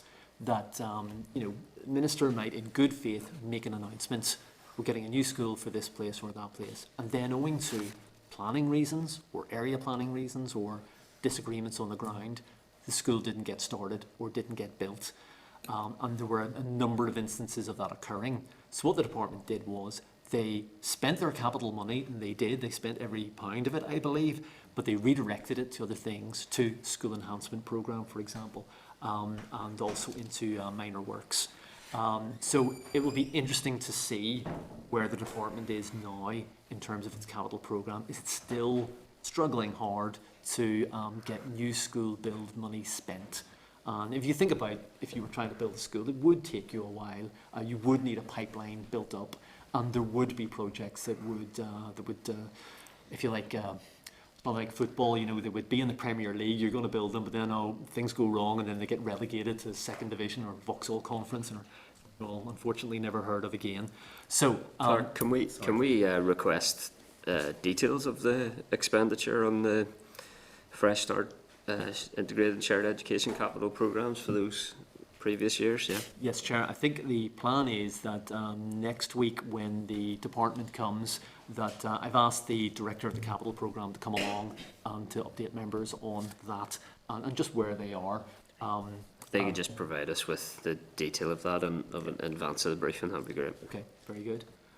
So, sorry members, I know this is really hard to sit here listening to me going on, but that's the capital bit. Just before Sorry. you go ahead, is it possible for us to request an update on the Strill Education Campus? Certainly, yeah. I know that I have met a good few times in the last couple of years with John on it, but it would be good now that the Assembly is back up and running to get a response from the Minister, whether that's at next week's meeting or whenever it is. Sure. I'll hope that it will be at next week's meeting, because it is, the members right, it's a huge project, Yeah. essentially 140 million, it's a very big deal for OMA, 5 schools, I think the special school is there already. It is, yeah. The committee visited it years ago, and it was really, it wasn't even a building site then. So if we can get the detail breakdown of what expenditure has gone into Stroul and an update for the ongoing budgeting, and then all other expenditure on the shared and integrated budget line as well, then that'd be great. Content. Sorry, Robbie, yeah, go ahead there. Not to put any sort of fly in the ointment, but with regard to the previous capital overspends in terms of all the projects and stuff, another point to note for next week is the confidence in that the projects are going to come in on budget and as appropriate, and if not, then an explanation as to why that's not the case. Indeed, and I think the members referring to the audit office review of some of these projects. Absolutely. Yeah, example, Stroul being one of them. So yes. Okay. So let's ask those questions. Yeah. okay. So if members are happy, I'll motor on. We're nearly there. So let's just briefly talk about the programme for government. So this was the 2017-22 programme for government. So just to remind you, there were 14 high-level outcomes, which later were whittled down to 12. One of those was, we will give our children and young people the best start in life. All of those outcomes were supported by 42, later 48 indicators. So for education, one of those was the quality of education. With each indicator, there was at least one measure. So you've got, at the top level, give our children a good start. Next level, quality of education. Below that, school inspection results. So there was to be an annual outcomes delivery plan which set out what indicator measure owners were going to do to turn the curve by way of related actions, and an annual measurement annex for each indicator was also going to be published. Now, I think during the time that the executive was down, this went on for a while, but then stopped, I think, in 18-19 in terms of the delivery plan. The measurement annex stopped for education, as far as I can see, in 2018, but some other measures did continue to be reported, like around justice. It was also the case that whenever the executive was last in place, that some of the related actions were not fully fleshed out. So, for example, DE indicated that it was going to establish a nurture programme. Well, did they do that? Well, yes, they did. I think there were about 30 schools, according to some updated information I've seen, that did benefit from nurture support. But the other educated-related aspects of the PFG were, and it's a bit of a list, excuse me, developing a school or system-level dashboard of educational attainment measures. So what this was about was schools didn't really like just being measured in terms of GCSE outcomes, and that there was much more to school and what you get at school than what GCSEs, getting your 5 good GCSEs, including English and Maths. So they wanted something better, a bit more meaningful, which also recognised the situation they're in. Members will be aware of schools that serve deprived areas. They don't get the absolutely best GCSE results in the world, but they do a really good job for those children that they get. And it was about that. Another measure was going to be developing a digital learning in schools programme. They were going to review the early intervention programme, so there were things around Sure Start that were to happen. And again, exactly where these are, I'm not exactly sure. They were to develop a nurture programme for schools. I understand that happened, certainly for 30 schools. They were to implement the childcare strategy, including improving access for children with disabilities. There was, with the Department of Health, to be a developmental assessment for all children at 3+. Not sure if this has actually happened. They were also considering extending free childcare for up to 38 weeks for all 3 to 4-year-olds. That was in the old programme for government. And they were to implement the recommendations of the career strategy with their colleagues in Department for the Economy. And the department was also going to deliver TBUC activities, including the Stroll Shared Education Campus, and there were summer camps and things, which I know definitely did happen. And they were also to develop a new children and young people strategy, which, as the members probably aware, they've done, that's been published.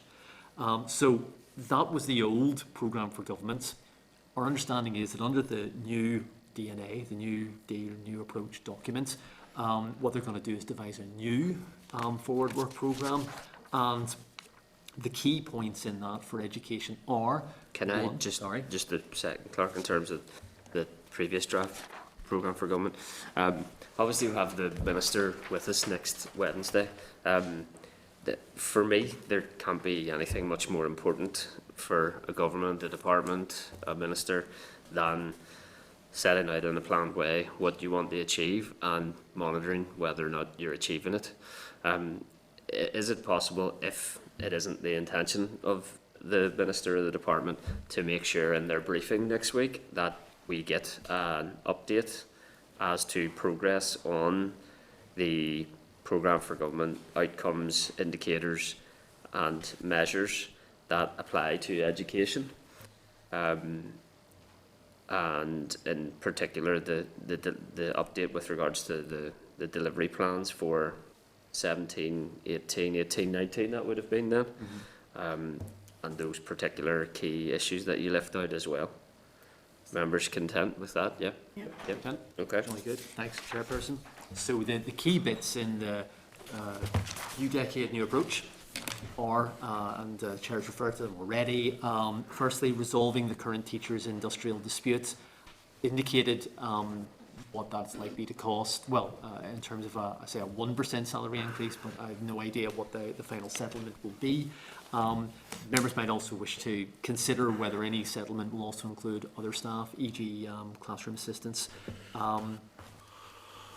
Additionally, one of the other points in the new DNA document was about addressing resourcing pressures in schools to ensure schools have a sustainable core budget to deliver quality education.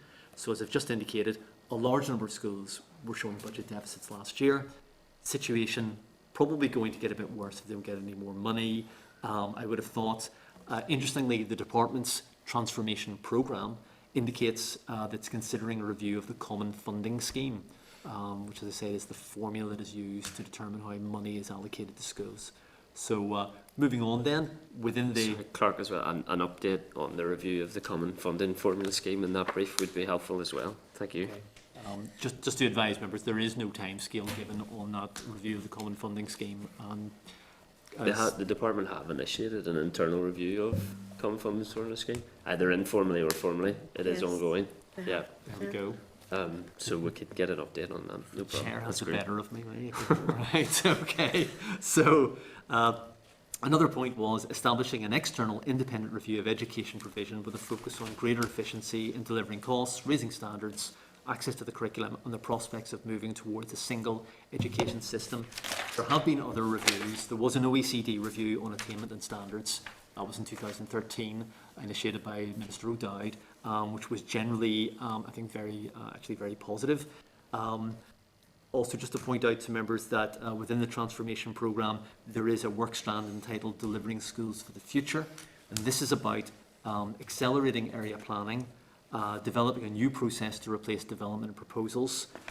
In the longer term, the project is to change the future network of schools to comprise of fewer but larger schools in order to maximise resources and provide equity of access to the full range of curricular and extracurricular activities. So at the briefing next week, members might wish to ask the department, is there an overlap between those two different objectives? So moving on then, within the UDNA document, there's a undertaking to support educating children and young people of different backgrounds together in the classroom.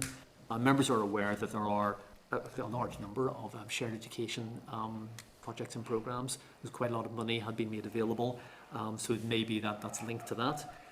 Another objective was to establish an expert group to examine and propose an action plan to address links between persistent educational underachievement and socio-economic background, including the long-standing issues facing working-class Protestant boys. So, again, members may wish to ask them where they are with that. and what the anticipated timescale for that may be. Could we ask, Chair, if you're indulged, could we ask for information around that to be provided next week if possible? Yes, yeah, indeed. I will, Chairperson, with the committee's agreement, I'll write to the Minister, formally inviting the Minister, but also asking that the officials come along and they pick up some of these issues that members have mentioned, and hopefully we'll get a response. Can I just ask, Chair, I can't remember work being done outside of Belfast on that issue. Is there work from further afield? In the rest on of the achievement pros and boys? That is a very good question. I can't remember whether Iliad was just Belfast. You remember that? There was Yes, Areas. yes. was just Yeah, Belfast. I think No. there are It's in there. have been a number Was of it? reviews, Yeah. obviously. Yeah, yeah. Yeah. Outside of Belfast? Yes. Yes, so I think Iliad, Yes. if you remember that report, which was published Yeah, just in yeah, 2017. yeah. I remember going to briefings about it, and apparently, the member tells me it was also in the Northwest. So Okay, all right. there's something there on that. Another key We, delivery. Clark, as well, sorry, we previous committee had obviously initiated an inquiry into underachievement, terms of reference for which will be referred to later on, so that is something that we could potentially reinstate in line with that piece of work, but we can come to that later. Yeah. Okay, Chair. So also within the new DNA document, there's a significant undertaking to deliver a new special educational needs framework and addressing particularly the issues in the Audit Office report.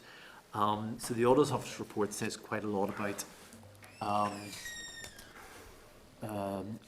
measuring the progress that children achieve as a result of SEN interventions, that compares with other jurisdictions where, say, the level of statementing would be an awful lot lower. So interestingly, the Department's transformation programme, SEN work strand, is actually about reducing the number of statements and maybe moving some of the stages of SEN assessment back to the schools. But again, like I'm just quoting from their website, what members may wish to do is to question officials appropriately next week. Additionally, Sorry, Clark, again. Special educational needs provision was probably the single biggest theme that we dealt with in the last committee, and as I said, no doubt will be at the forefront of this committee as well, to the point where we had considered an inquiry into special educational needs provision, and if memory serves me correct, protocol prohibited us from doing so whilst the Northern Ireland Audit Office was considering special educational needs provision, the report for which had to be considered by the Public Accounts Committee before it could be considered in public by other committees. So would it be possible to check that the Public Accounts Committee has consideration of that report on its forward work programme and a timescale for that, in case we would want to consider any other actions in relation to SEN going forward? I'll do that, Chairperson. Yeah. Committee can take Chair, that. Chair, Yeah, as, sure. as chairman of the Oh, right. Thanks. Meeting with the Audit Office and with the clerk the other day, I asked them to make that one of the Okay. priorities for the committee. There you go. Right, well, there you go. Live update. We have our answer, yes. It's helpful, thanks, But William. that's a big in tray that they Chair, have. can I just ask, the work that has been done in England, Scotland or Wales, can we have that made available to us? Yep. In anticipation of this work being completed? Okay. Yeah. Sorry. Yeah, there were quite significant recommendations out of that, Robin, I think, none, at least in relation to additional funding, I think, as well. So, yeah, we can source and provide those materials. Okay. Also within the new DNA document was an undertaking to develop an enhanced approach to careers advice, curriculum training and apprenticeships. So this, sorry, the Department under its transformation programme is working with the Department for the Economy on a new 14 to 19 strategy, and this is to be, it's according to their website, is to be launched, an interim launch anyway, in March 2020. So you'll notice it on the draft forward work programme. We'd sort of penciled that in for then. So I know that members have been very interested in the 14 to 19 strategy for a very long time. So maybe we actually see something on this now. Also within the... Quickly, Clark, sorry, as well. In endeavouring to inform myself of the tools available to the committee in the short time that we have left in the mandate, I'm aware that it is possible for committees to sit in joint session, and perhaps members could consider the merits of a joint session of the Education Committee and the Economy Committee to hear an update in relation to the 14 to 19 strategy from both Education and Economy officials.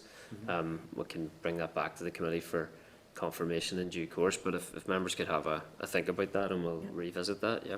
Okay. So also within the new DNA document is an undertaking around tackling paramilitarism. This is also in the programme for government. So it's not, again, there are various measures, as already mentioned, through the youth provision, etc. Also in new DNA is a undertaking to publish a childcare strategy.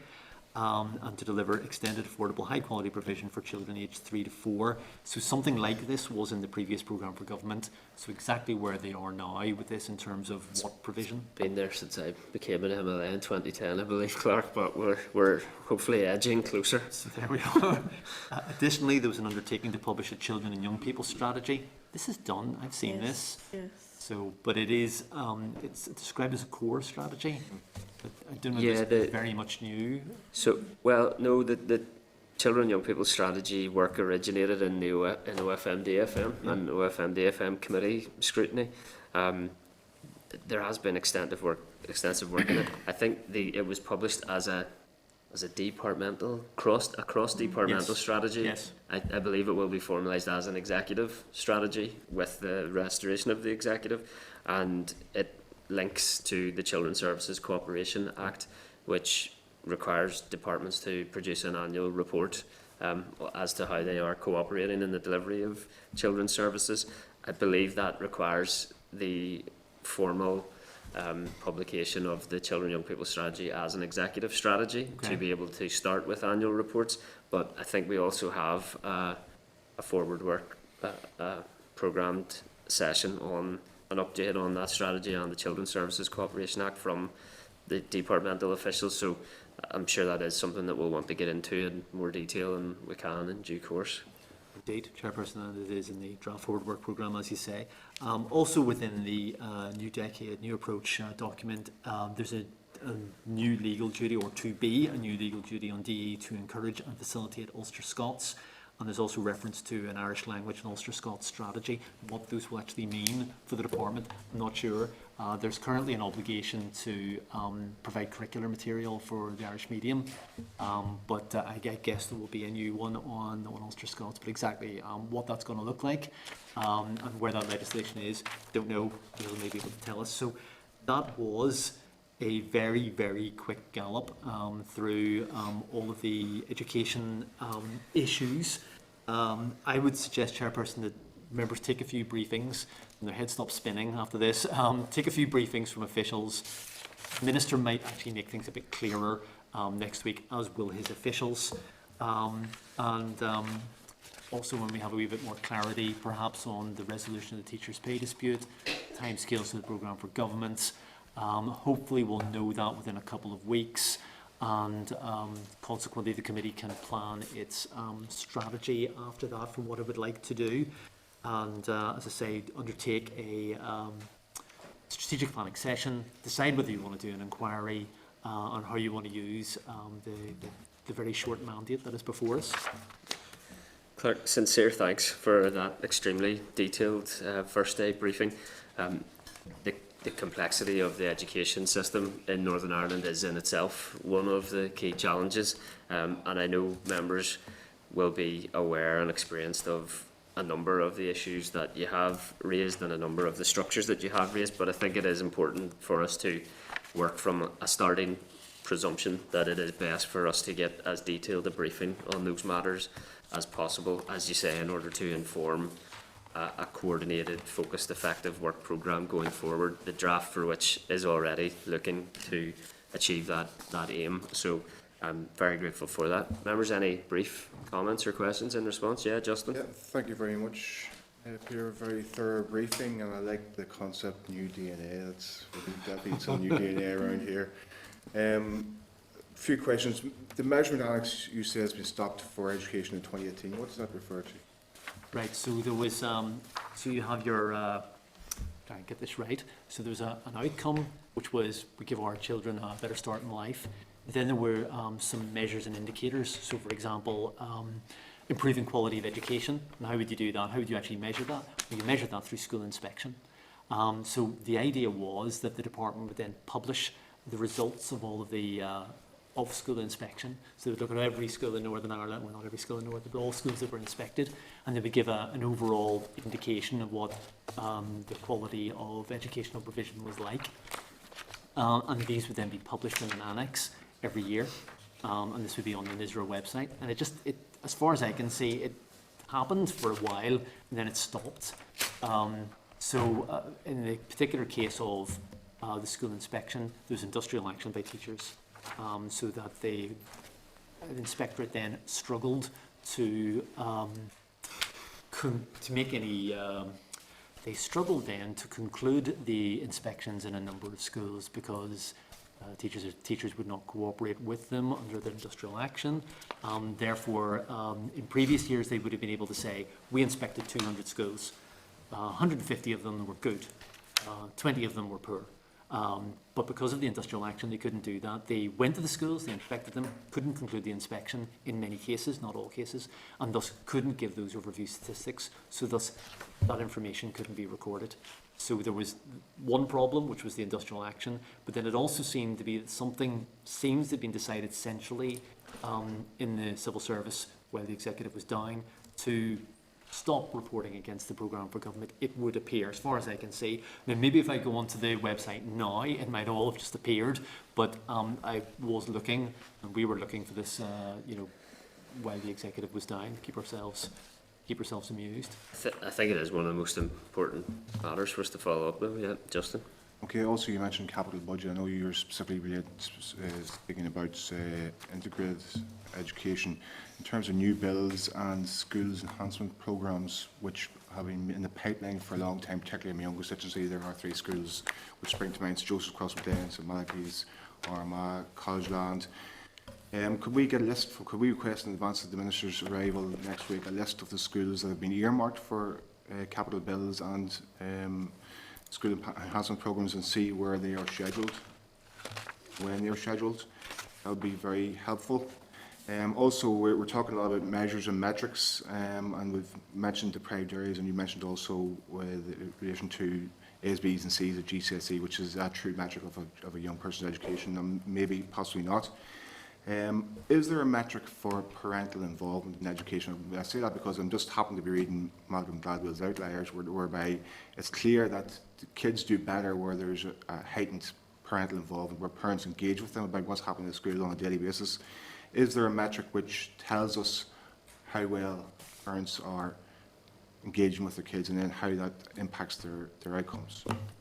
I'm not aware of such a measure, but if the committee's content, I'll write to the department and ask them. It's a pertinent question because parenting and I are doing a lot of work at the moment and are in the process of establishing an all-party group on parental participation in education and a blueprint for parental participation in schools. I think one provision of which includes campaigning for the level of parental participation in education being a measurement that is inspected via the school improvement and inspection process. So certainly a good question to ask of the Minister, and potentially one organisation, Parenting NI, for us to formally or informally meet with at some point as well. Okay. I think actually now that you've that makes reminded sense. me, no, it does, because I seem to recall in ETI reports it would be something they would have looked at, was the level of parental engagement. We certainly talk to the children, and I think they also, I don't know whether they actually publish a number, you know what I mean, but they do when they're inspecting schools. I'm fairly sure they do. Let me stop guessing and start writing to the department and just ask them to clarify on that question. And is it the case then, Chair, that the committee would like an informal meeting with Parenting and I at some point in the future? I think so, yeah. Content, yeah. Yep. Otherwise, thank you very much. Thank you, Justin. And Daniel? Yep, Daniel? I had it in a bit briefly there, so I'm not sure if this had come up, but in relation to the teachers' Keep pay, you right. it's one of the key aspects that is continually coming up because of the frustration within schools and amongst the wider sector. So I think it's important that we do seek an update even prior to the Minister's visit as to where they are with this pay dispute, and also as to whether there has been any money secured in the New Decade, New Approach agreement for that pay dispute. I think it's 70 million. I'm not sure if that's right, but I was scanning through there to have a look. The BBC quoted, the BBC quoted that number. My understanding is that's what the executive away day is about.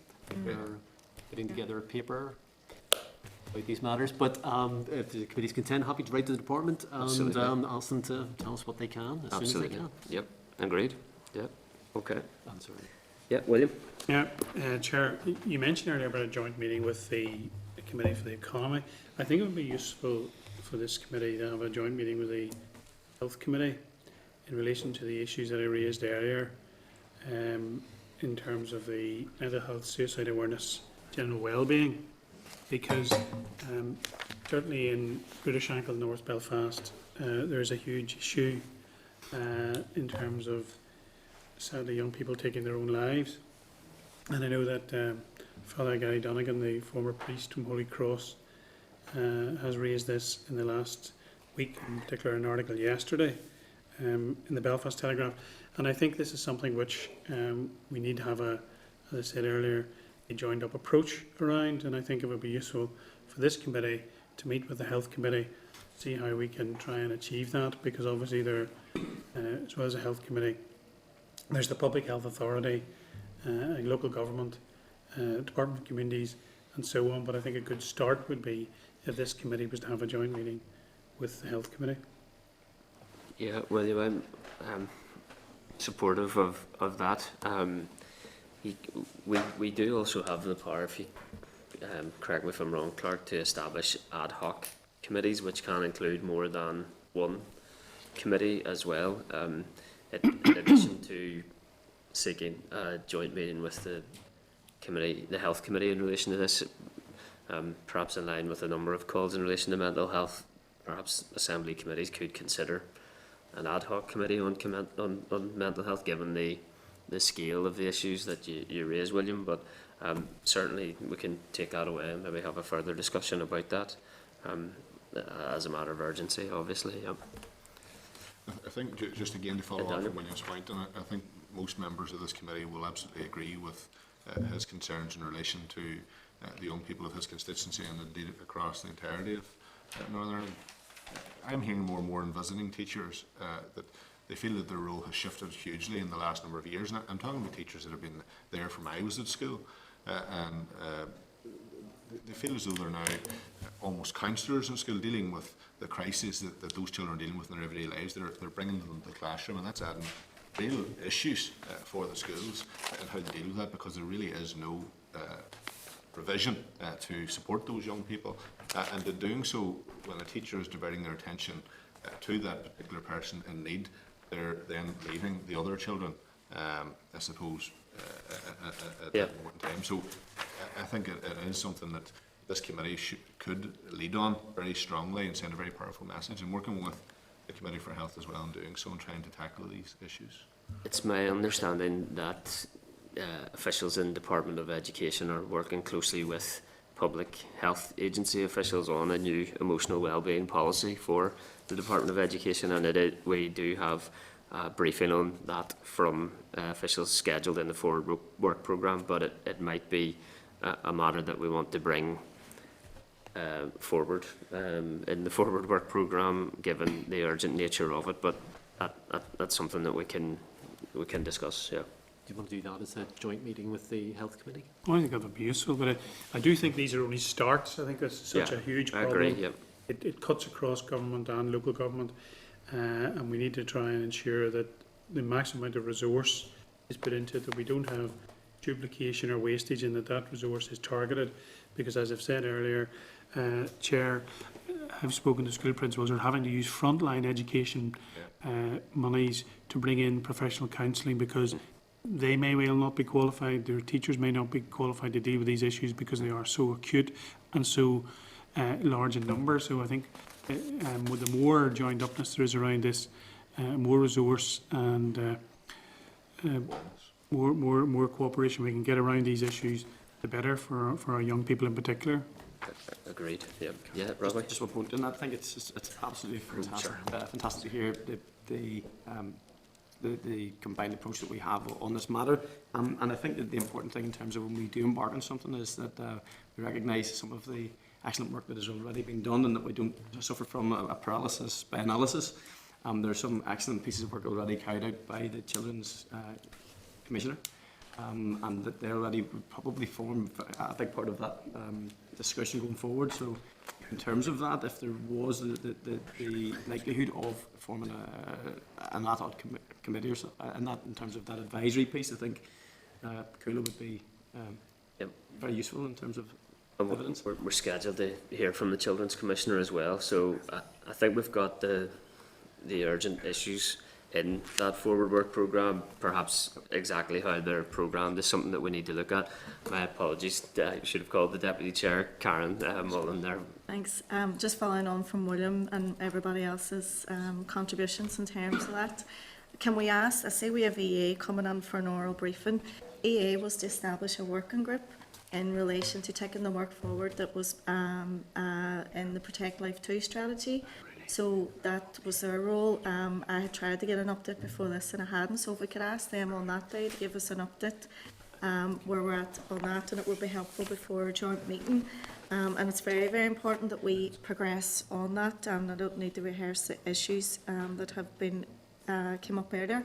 Just thinking about today's briefing and the amount of work and the department coming in next week. We're only going to have the Minister for an hour.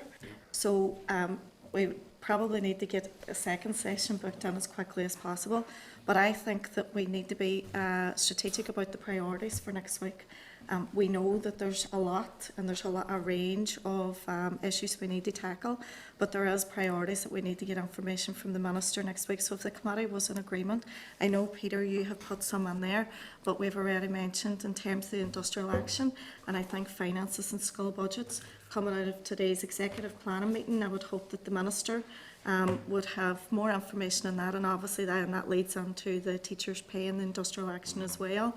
I think there are two key things that we need to talk to him about. We've talked here today about capital, which is important, and the update maybe on the transformation programme, because there's a number of work streams onto that, including the common funding formula. And I think we need to be a bit coordinated on that. Because if we venture out, we're not going to get over maybe the main priorities for the first hour. But I do think if everybody's in agreement, we ask the Minister to come back pretty quickly in the next couple of weeks to go over all our. Agreed, yeah. So, Chairperson, just to clarify, the plan, what I've asked the department to do next week is that the Minister and Permanent Secretary would come together at 10 o'clock. They'll do an hour. And then I've asked that the two Deputy Secretaries, the Finance Director and the Capital Director, they then come after that. So they could stay for like an hour and a half or so. very Because I think good. there's quite a few things. So Yeah. I think the Minister might deal with the high-level stuff. Yeah. But we might be able to get down into a little bit more detail with Good. Deputy Secretaries in the Grade 5s. Okay? That would help. Nice. Okay. Thanks, Deputy Chair. Any other members? Any further comments on that? No. As we know, there's a wide range of extremely urgent, extremely serious issues there, so thank you for your engagement on all those matters that, as Deputy Chair has said, we'll bring in front of the Minister in a coordinated way next Wednesday, and through ongoing engagement as well with other committees and organisations. Okay then, item 6, members, is our declaration of interests.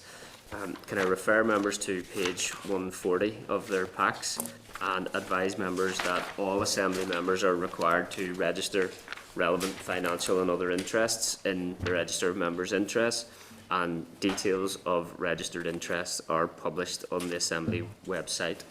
I'd also remind members that in addition to this requirement, Standing Order 69.5 states that a member who has A, a financial interest in any matter, or B, a relevant interest in any matter, must declare that interest before taking part in any proceedings of the Assembly relating to that matter. In particular, there is a requirement to declare any interest which might reasonably be thought by others to influence the member's approach to that matter under consideration. So can I inform members that proceedings of the Assembly does include meetings of the committee, and advise members that as this is the first meeting of the committee, members should ensure that any financial or other interests which relate to the remit of the committee or which are likely to be relevant to a substantial part of its work are drawn to the attention of the committee. And it should be noted that failure to register and or declare an interest may be an offence under Section 43 of the Northern Ireland Act 1998. So can I ask therefore if any member has any interest that they wish to declare at this stage? Yeah.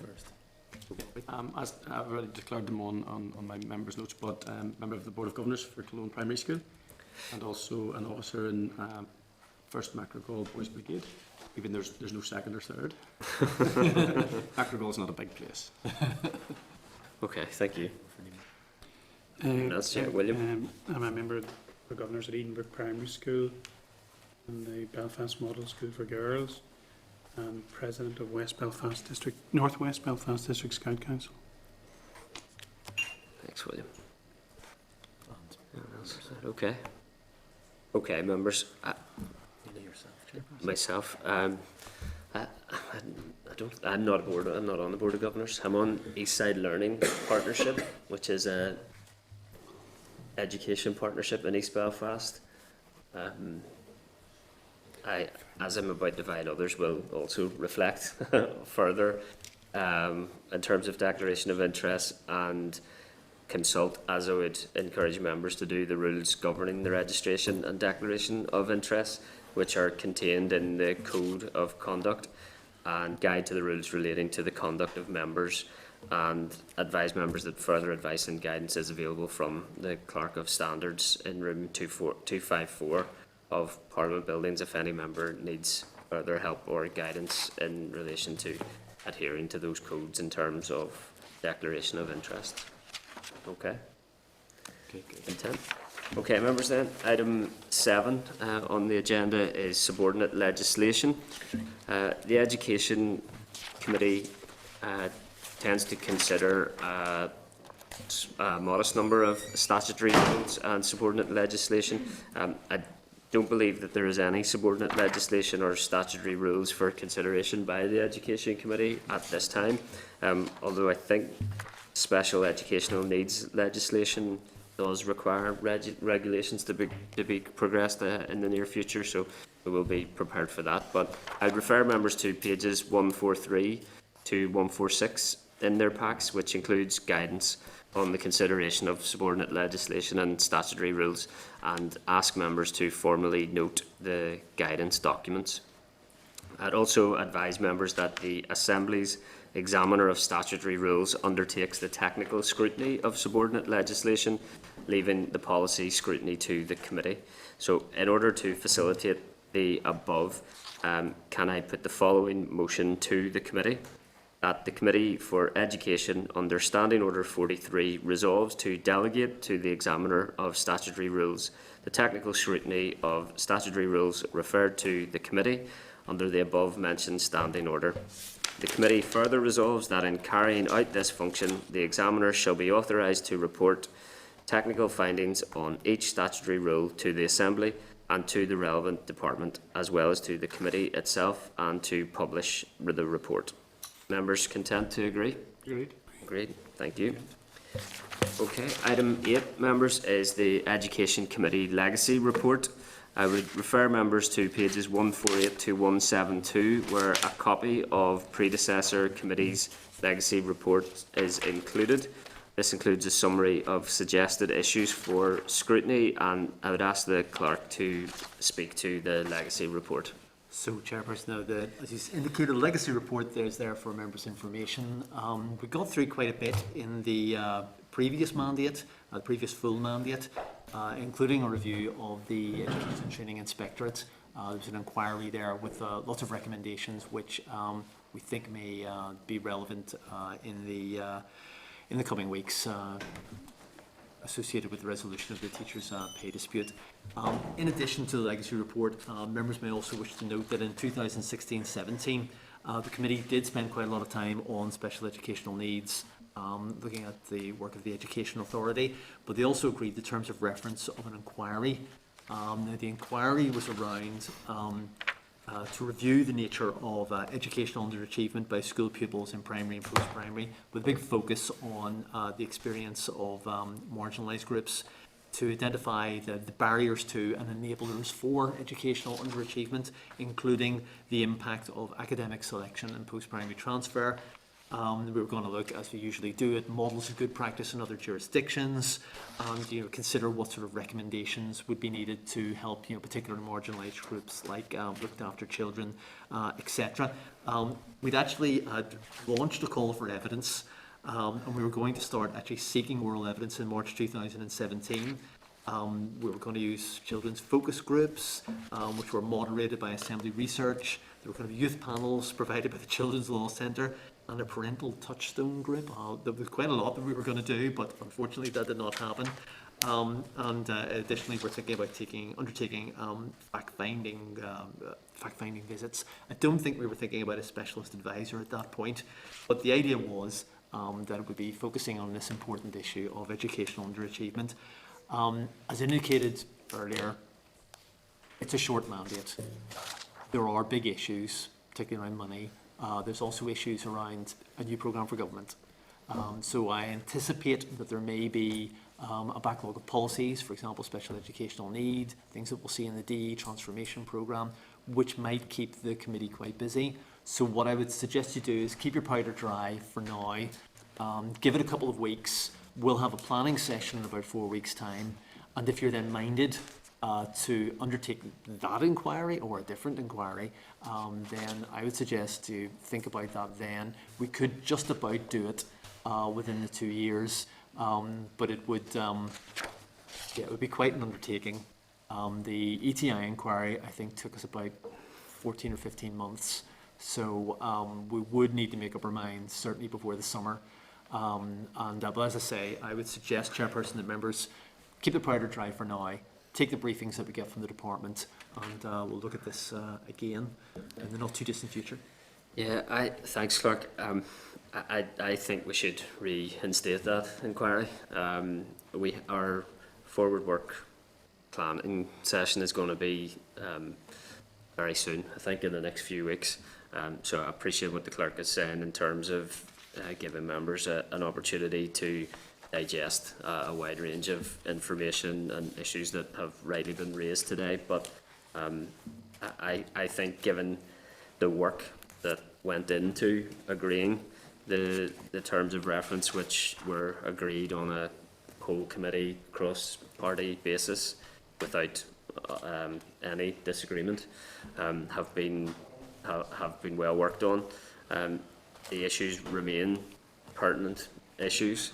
And I think we could make a very decisive start to this inquiry, as you say, in the short time scale that we have available potentially as a committee. So I'd ask that members give that consideration in advance of the planning session that we will have in due course, and I'm glad to take comments or feedback on that now as well.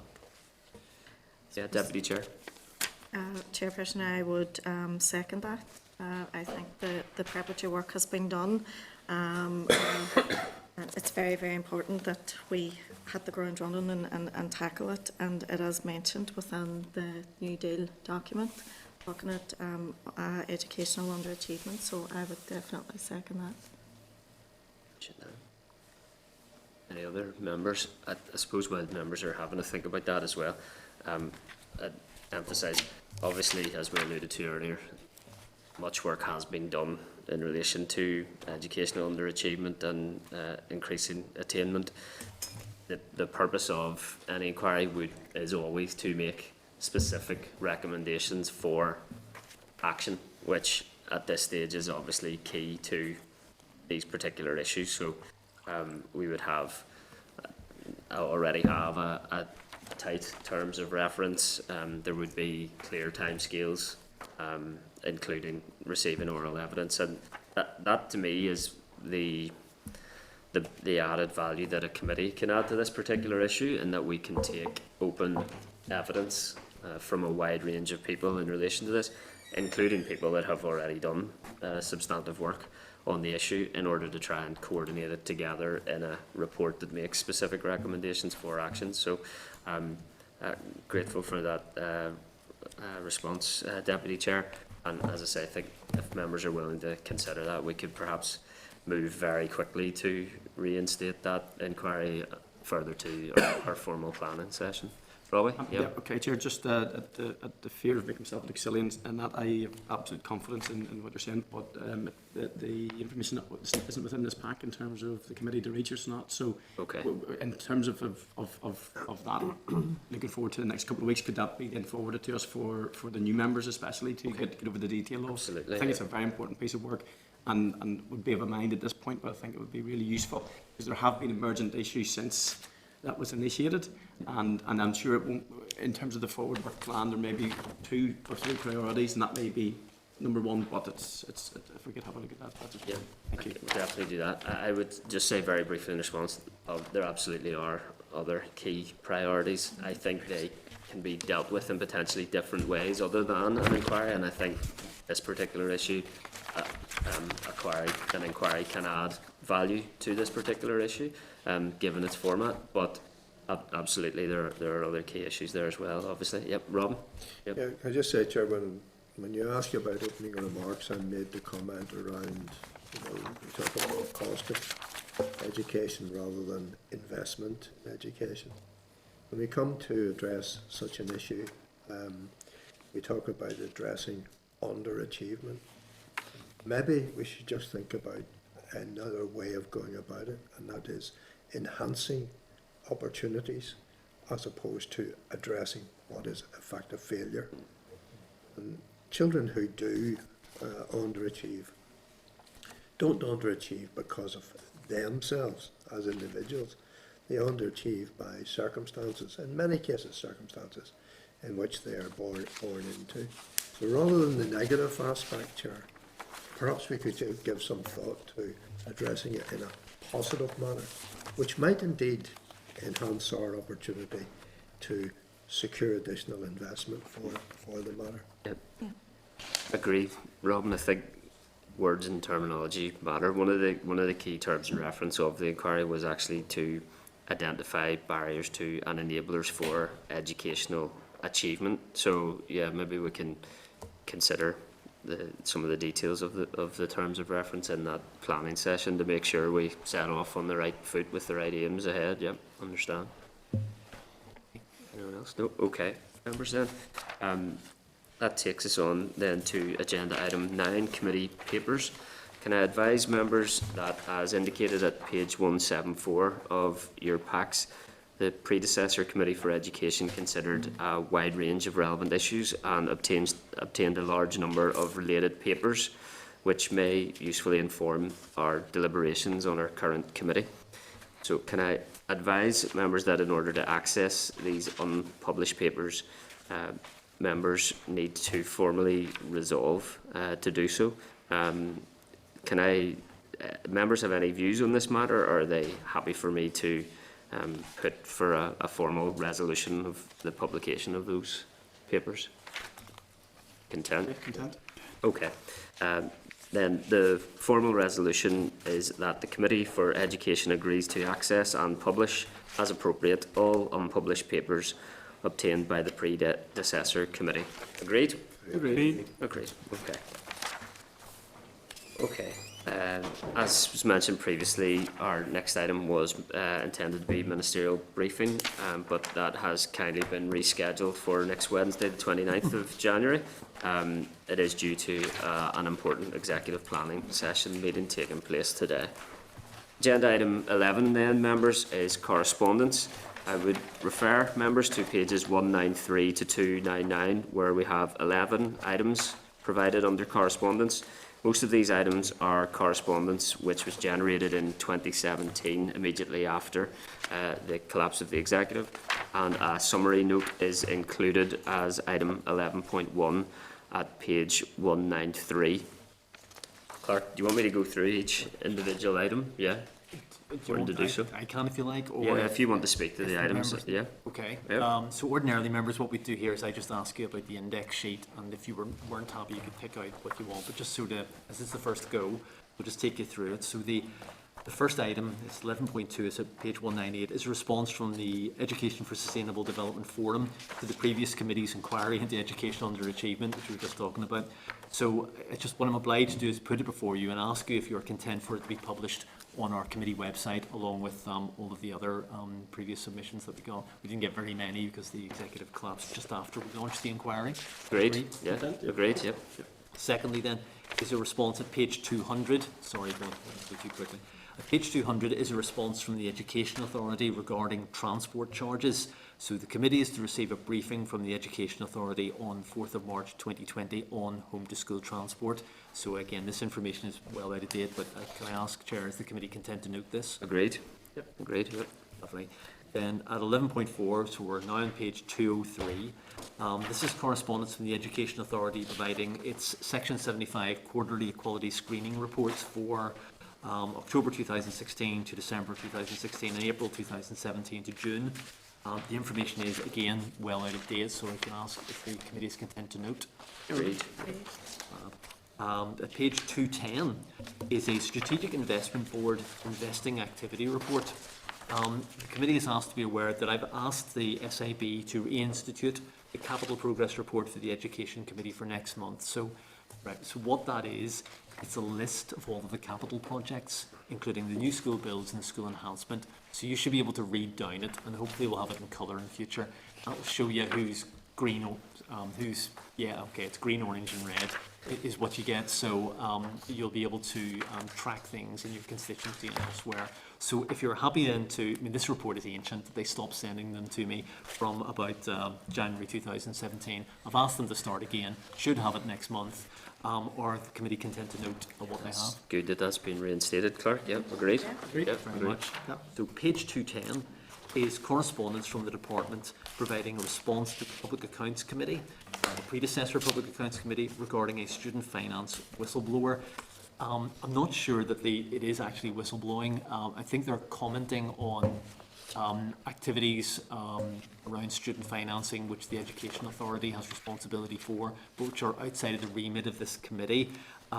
This has all been noted by predecessor Public Accounts Committee, and I think the Committee for the Economy as well. I think they got copied in as well. So that being the case, and it is well out of date, are members content to note? Noted. Agreed. Very good.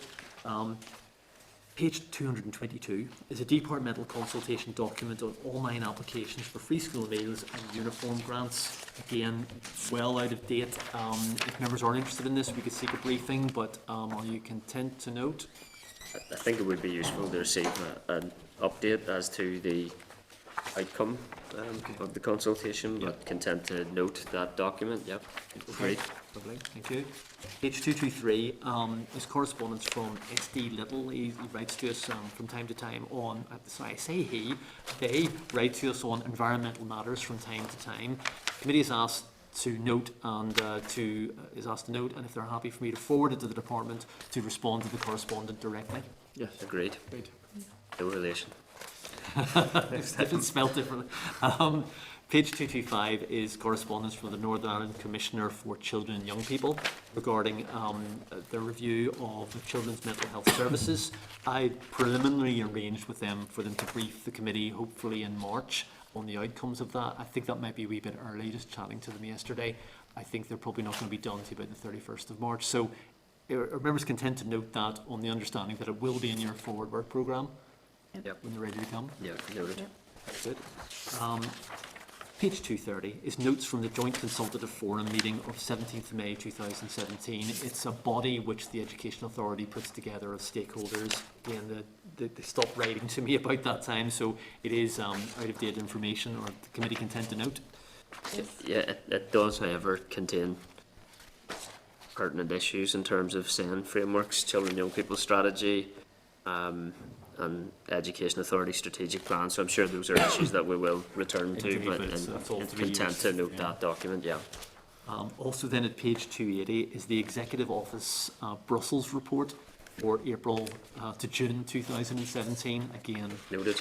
if that's okay. Great. Agreed. Yeah, sorry. Agreed. Well done. And then we have at page 298 correspondence from the Attorney General for Northern Ireland congratulating the Chair and Deputy Chair on their appointment. Committee content to note. Very kind of him. Noted. Yep, agreed. And then, members, we get to tabled items. If you look at your table pack, there's some documents marked restricted. So, they're marked restricted because the content of the documents may cause distress to an individual. So I have guidance which tells me how to mark documents up. So to explain, if someone were to send me a document marked confidential, I wouldn't necessarily treat it as confidential if it doesn't meet our rules. This will, yeah, it wasn't actually sent as confidential, they just sent it. So what it's referring to is a school in Belfast, and it's correspondence from concerned parents.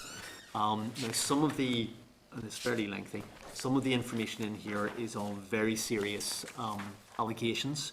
I can assure the committee that the predecessor committee wrote to PSNI and the CCMS regarding these serious allegations. The committee was assured that all necessary measures had been taken. Can I ask, therefore, as the other allegations, which were a lot less serious, are well out of date, if the committee is content to note? Yeah, Clark, is it possible to provide the committee by way of restricted papers again, with written confirmation from the bodies that were contacted or otherwise that the allegations have indeed been processed appropriately and that all necessary measures have been taken? We're content for me to write to CCMS about that. Would that, Yeah, that would suffice? I think it would be helpful just to get up-to-date confirmation and assurance that all allegations have been dealt with. I realise that you have received that previously, but I think it would provide a further degree of reassurance if that was up-to-date. Are members content with that approach? Yeah, and that in the context of, I think the last communication there was January 2017, is that correct? And then has there been anything since? Okay. Well, I think as the clerk advised that the matter has moved on, but given the seriousness of it, I think it would provide some reassurance to myself as chair and committee members just to receive that confirmation in an up-to-date way. Okay, Chairperson, no problem. Agreed. Agreed. Okay. So, Chairperson, can I ask if members are content to either store or dispose of the restricted correspondence carefully, or alternatively leave it in your place and we'll dispose of it carefully, if that's okay? Yeah, I think once we receive that confirmation, content for committee staff to process those papers as appropriate. Okay. Is that okay? Yep. Yeah. Yep. Agreed? Okay, thank you. So if there's any other items of correspondence, we've made a wee list there about the number of press releases, and there are also some annual, well, there would have been 2 or 3 annual reports that we have. We can certainly send members links to them if they want. What page was that at again? Sure. So that would be at page 194 of your packs. You can see there's a long list, well, fairly long list of press releases. And, So would that, under correspondence, it be routine to list correspondence and news releases and publications? Okay. From my own perspective, members, I noted in the publications, there's obviously a wide range of them that have taken place in the interim.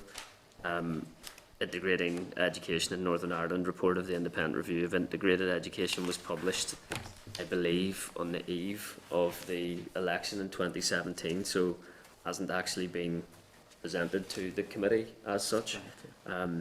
Obviously the Children and Young People Strategy as well, and the Audit Office report on Special Educational Needs updated that will be received by the PAC committee. I think it is in the forward work programme, but members be content to receive a briefing from the Department of Education on the independent review of integrated education? Yeah? Yeah. Okay. That's great. Okay, members, that brings me to the forward work programme then. Refer members to the draft forward work programme, which has been tabled. Under normal circumstances, the committee generates our work programme, but very grateful to the clerk to give us a good decisive start for having put a draft forward work programme together and to assist us with this process. Can I seek members' views in respect of the draft forward work programme? Clerk, do you want to speak to the next few weeks as drafted? Yes, so Chair, I think the first thing is that today, actually, the Chair and Deputy Chair will meet informally with departmental officials in Rathgale. It's just sort of a meet and greet, which we usually do. Next week then, what I've asked for is Minister and Permanent Secretary to come at 10 o'clock. Officials then, so 2 Deputy Secretaries, Finance Director, Capital Director to come at 11 and talk members through all that. The idea, that's going to be the Wednesday the 29th.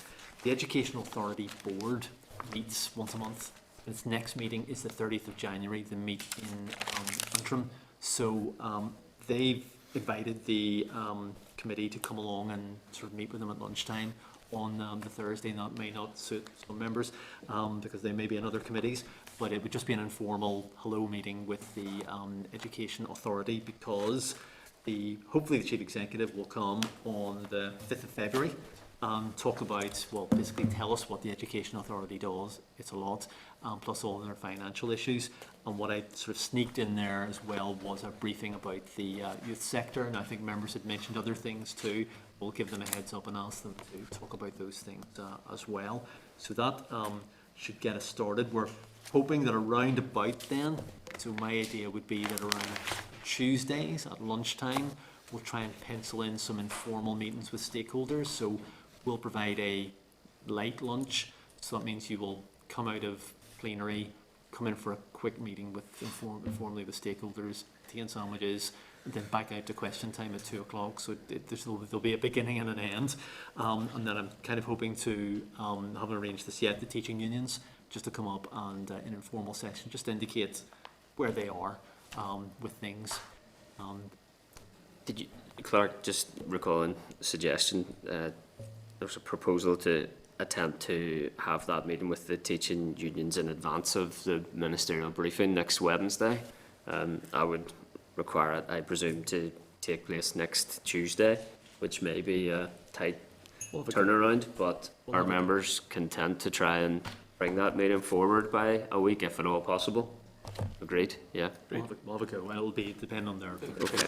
But yeah, sure. We made good use of informal meetings in the last committee.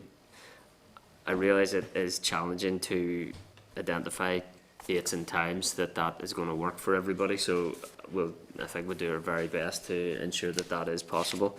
I know that all party groups will most likely use that Tuesday lunchtime slot as well for meetings, so we'll try and liaise with members as best possible to make sure that those meetings are suitable date and time for people. Okay. That okay, Clark? Yeah. Yep. So then on the 12th of February, hoping we'll have our closed session where we'll talk about our committee's strategic planning, and additionally a briefing on the 14 to 19 strategy. And I had chatted with the economy clerk about making that a joint meeting.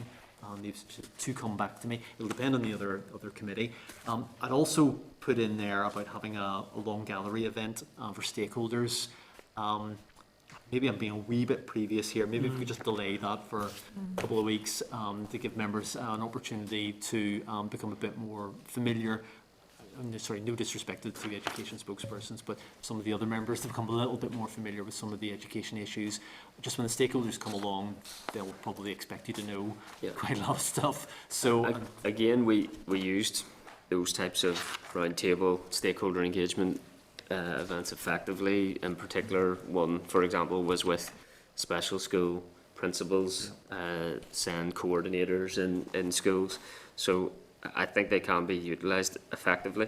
I think it is best when we have targeted particular stakeholders in line with a particular key priority issue. Yeah. So I think if members give some thought to that, we will most likely utilise that in due course. Yeah, I completely agree, Chairperson, to make it more targeted. And the Chair was very good when he was just the Deputy Chair, but they were very good at showing up and staying and talking to everybody, and stakeholders really appreciate meeting all of you, and I think they will be quite keen to come up. And Yeah, I think, obviously, as you say, Clark, we had good member engagement, We did. and you'd endeavour to have a member, a host at each round table, and then constructive feedback from the issues that have been raised, and then followed up. So I think it is a useful format to have as widespread engagement as possible that is challenging via a tight schedule in committee setting. So we can follow that up, yeah. Is there scope, Clark and members? We have obviously raised the urgency of emotional well-being and mental health. It was scheduled for 18th of March in terms of a briefing from the Department of Education Authority, and that may have been the one where we sought to bring in the Department of Health, the Committee of Health and the Public Health Agency as well.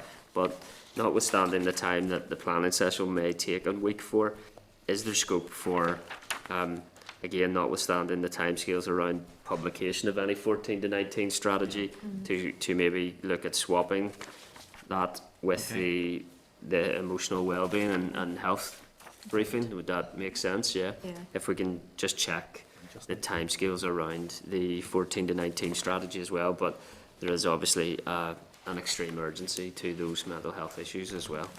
Bring Justin in on that. Yeah. I second that approach, Chair, and in that context, can we give some attention to the impact of sport and education, the role played for sport and education in terms of building resilience, building preemptively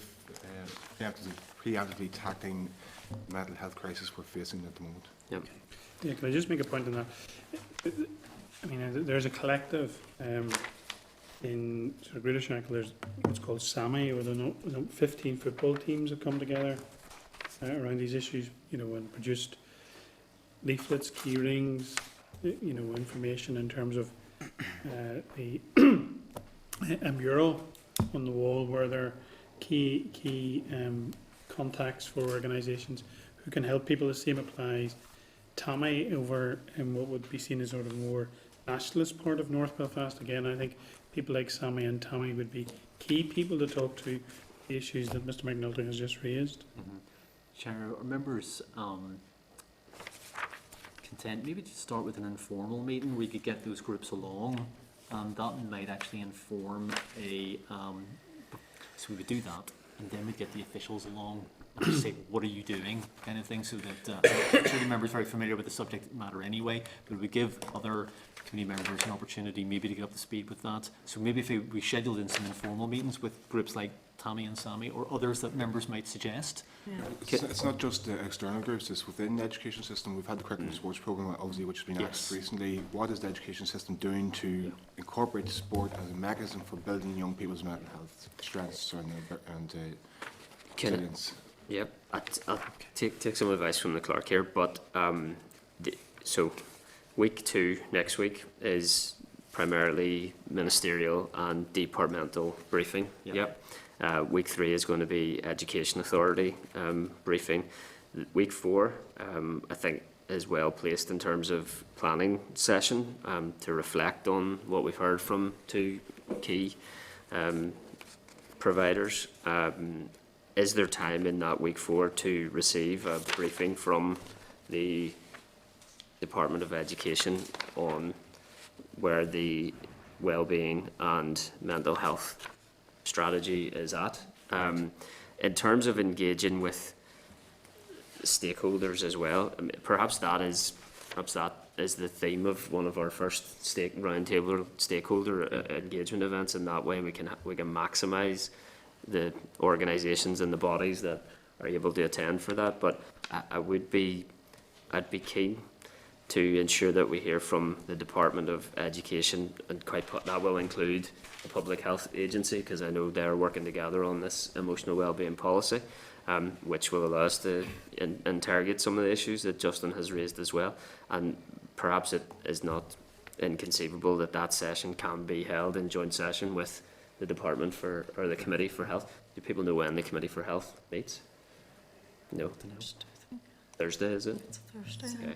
So it may be achievable. I'm going to make a proposal then. Members content that for week 4 Wednesday the 12th of February, we allocate time for our planning, and that we seek to, after that planning session, or before or after that planning agenda item, hold ideally joint committee session with the Committee of Health to receive an urgent update with regards to the emotional wellbeing strategy that is being worked on by Department of Education and the Public Health Agency, and plan to host a stakeholder engagement on mental health as soon as possible. Yeah. Yep. And then week 5, sorry, I'm stepping in. Clerk here, week 5 did we get to? Yeah, which No, is we're- Wednesday the 19th. Yep. Yep. So the plan there would be on the Tuesday of that week, we'd hopefully be able to get the special school principals up to talk to us, and then the briefing on the Wednesday would be from the department on the special educational needs framework. Yeah. And maybe the Education Authority to talk about what they're doing with the special schools. You've got the framework. The of key schools, not priority. quite the same, yeah. Content. Yeah. Okay. Then following week, early years and our nurture program. So again, nurture featured in early years as well, both featured in the program for government, just to see where they've got with those major issues. And then following week, shared integrated education. Plan there would be the department would tell us about that The review. that Okay. they Yep. did. Yep. And it doesn't have to be at this point, but home to school transport. Perhaps something maybe a bit more interest to members in rural constituencies, but there are That's a one pertinent of the issue. Yeah. strands, Yep. one of the strands of the transformation programme. And then we get to, and probably like these dates of some caution, they're going to be a bit fictional now because the department will say, no, we can't do this. Fluid. Yes, Is the there we go. operative word That's the word I surrounding this wanted. place at the moment. Yeah. Fluid, yeah, not Right. fictional. So we got to children and young people strategy, and somewhere around there, Kulisima from Nikki will hopefully come up and tell us about her review of the special educational needs. And then, as I say, so then when we get into March, that will be 14 to our 14 to 19. 19 strategy, which I think the department will be very pleased about. So, And maybe we could do that jointly with the Economy Yes, Committee if okay. appropriate. Yeah. Yes, indeed. Okay. again, so I'll have to negotiate now with the department and the Education Authority and other committees. So that, as the chair has said, the dates will be a little fluid, but that sounds quite good, a good start, a good going, get us to Easter. Our early. members, obviously, this isn't about filling dates in a diary. This is about identifying the urgent key priorities in education. I'd like to thank the clerk. I think that's a good first attempt at setting an agenda for us. It is a draft forward work programme. It can be adjusted. If members have comments now, happy to take them. Otherwise, take time to reflect on it, and we can take suggestions at our future meetings as well. Anyone want to respond to the stage? Yep. Yeah, just to thank the clerk for the tremendous amount of work that's went into this, and obviously a very short period of time, a great amount of organising to be done in relation to it, and a huge amount of work and challenge for us all. There's a reference there to meeting the board of the Education Authority. I just know, and I know it's not unique to my constituency, but in any of the principals that I've spoken with across my constituency, there's a huge amount of frustration with the Education Authority. And this committee really will need to grab that bull by the horns very quickly in relation to their approach to schools, to principals, and the attitude as well. And I think that will need to be discussed and addressed in terms of how we move forward, because it's amazing. At the start I thought, well, this is just one unhappy school in relation to some form of a disagreement, but every school I visited over the last 3 years have articulated a huge amount of frustration with the Education Authority and how they conduct themselves. Yeah, and I think that is reflected in our diarising of a meeting and a briefing from the Education Authority, not next Wednesday, but the week after, and indeed that informal meeting with them on Thursday the 30th of January at their Antrim location then, yeah. So members will be well placed to present some of those widespread concerns that we've all received. Content with that, members, yeah. Okay, any other comments or feedback in relation to that draft forward work programme? Members content for now, yeah. Okay, then members, our next item is any other business. If members have any other business they wish to discuss, happy to consider them now. Members content. Clerk, any other business? No.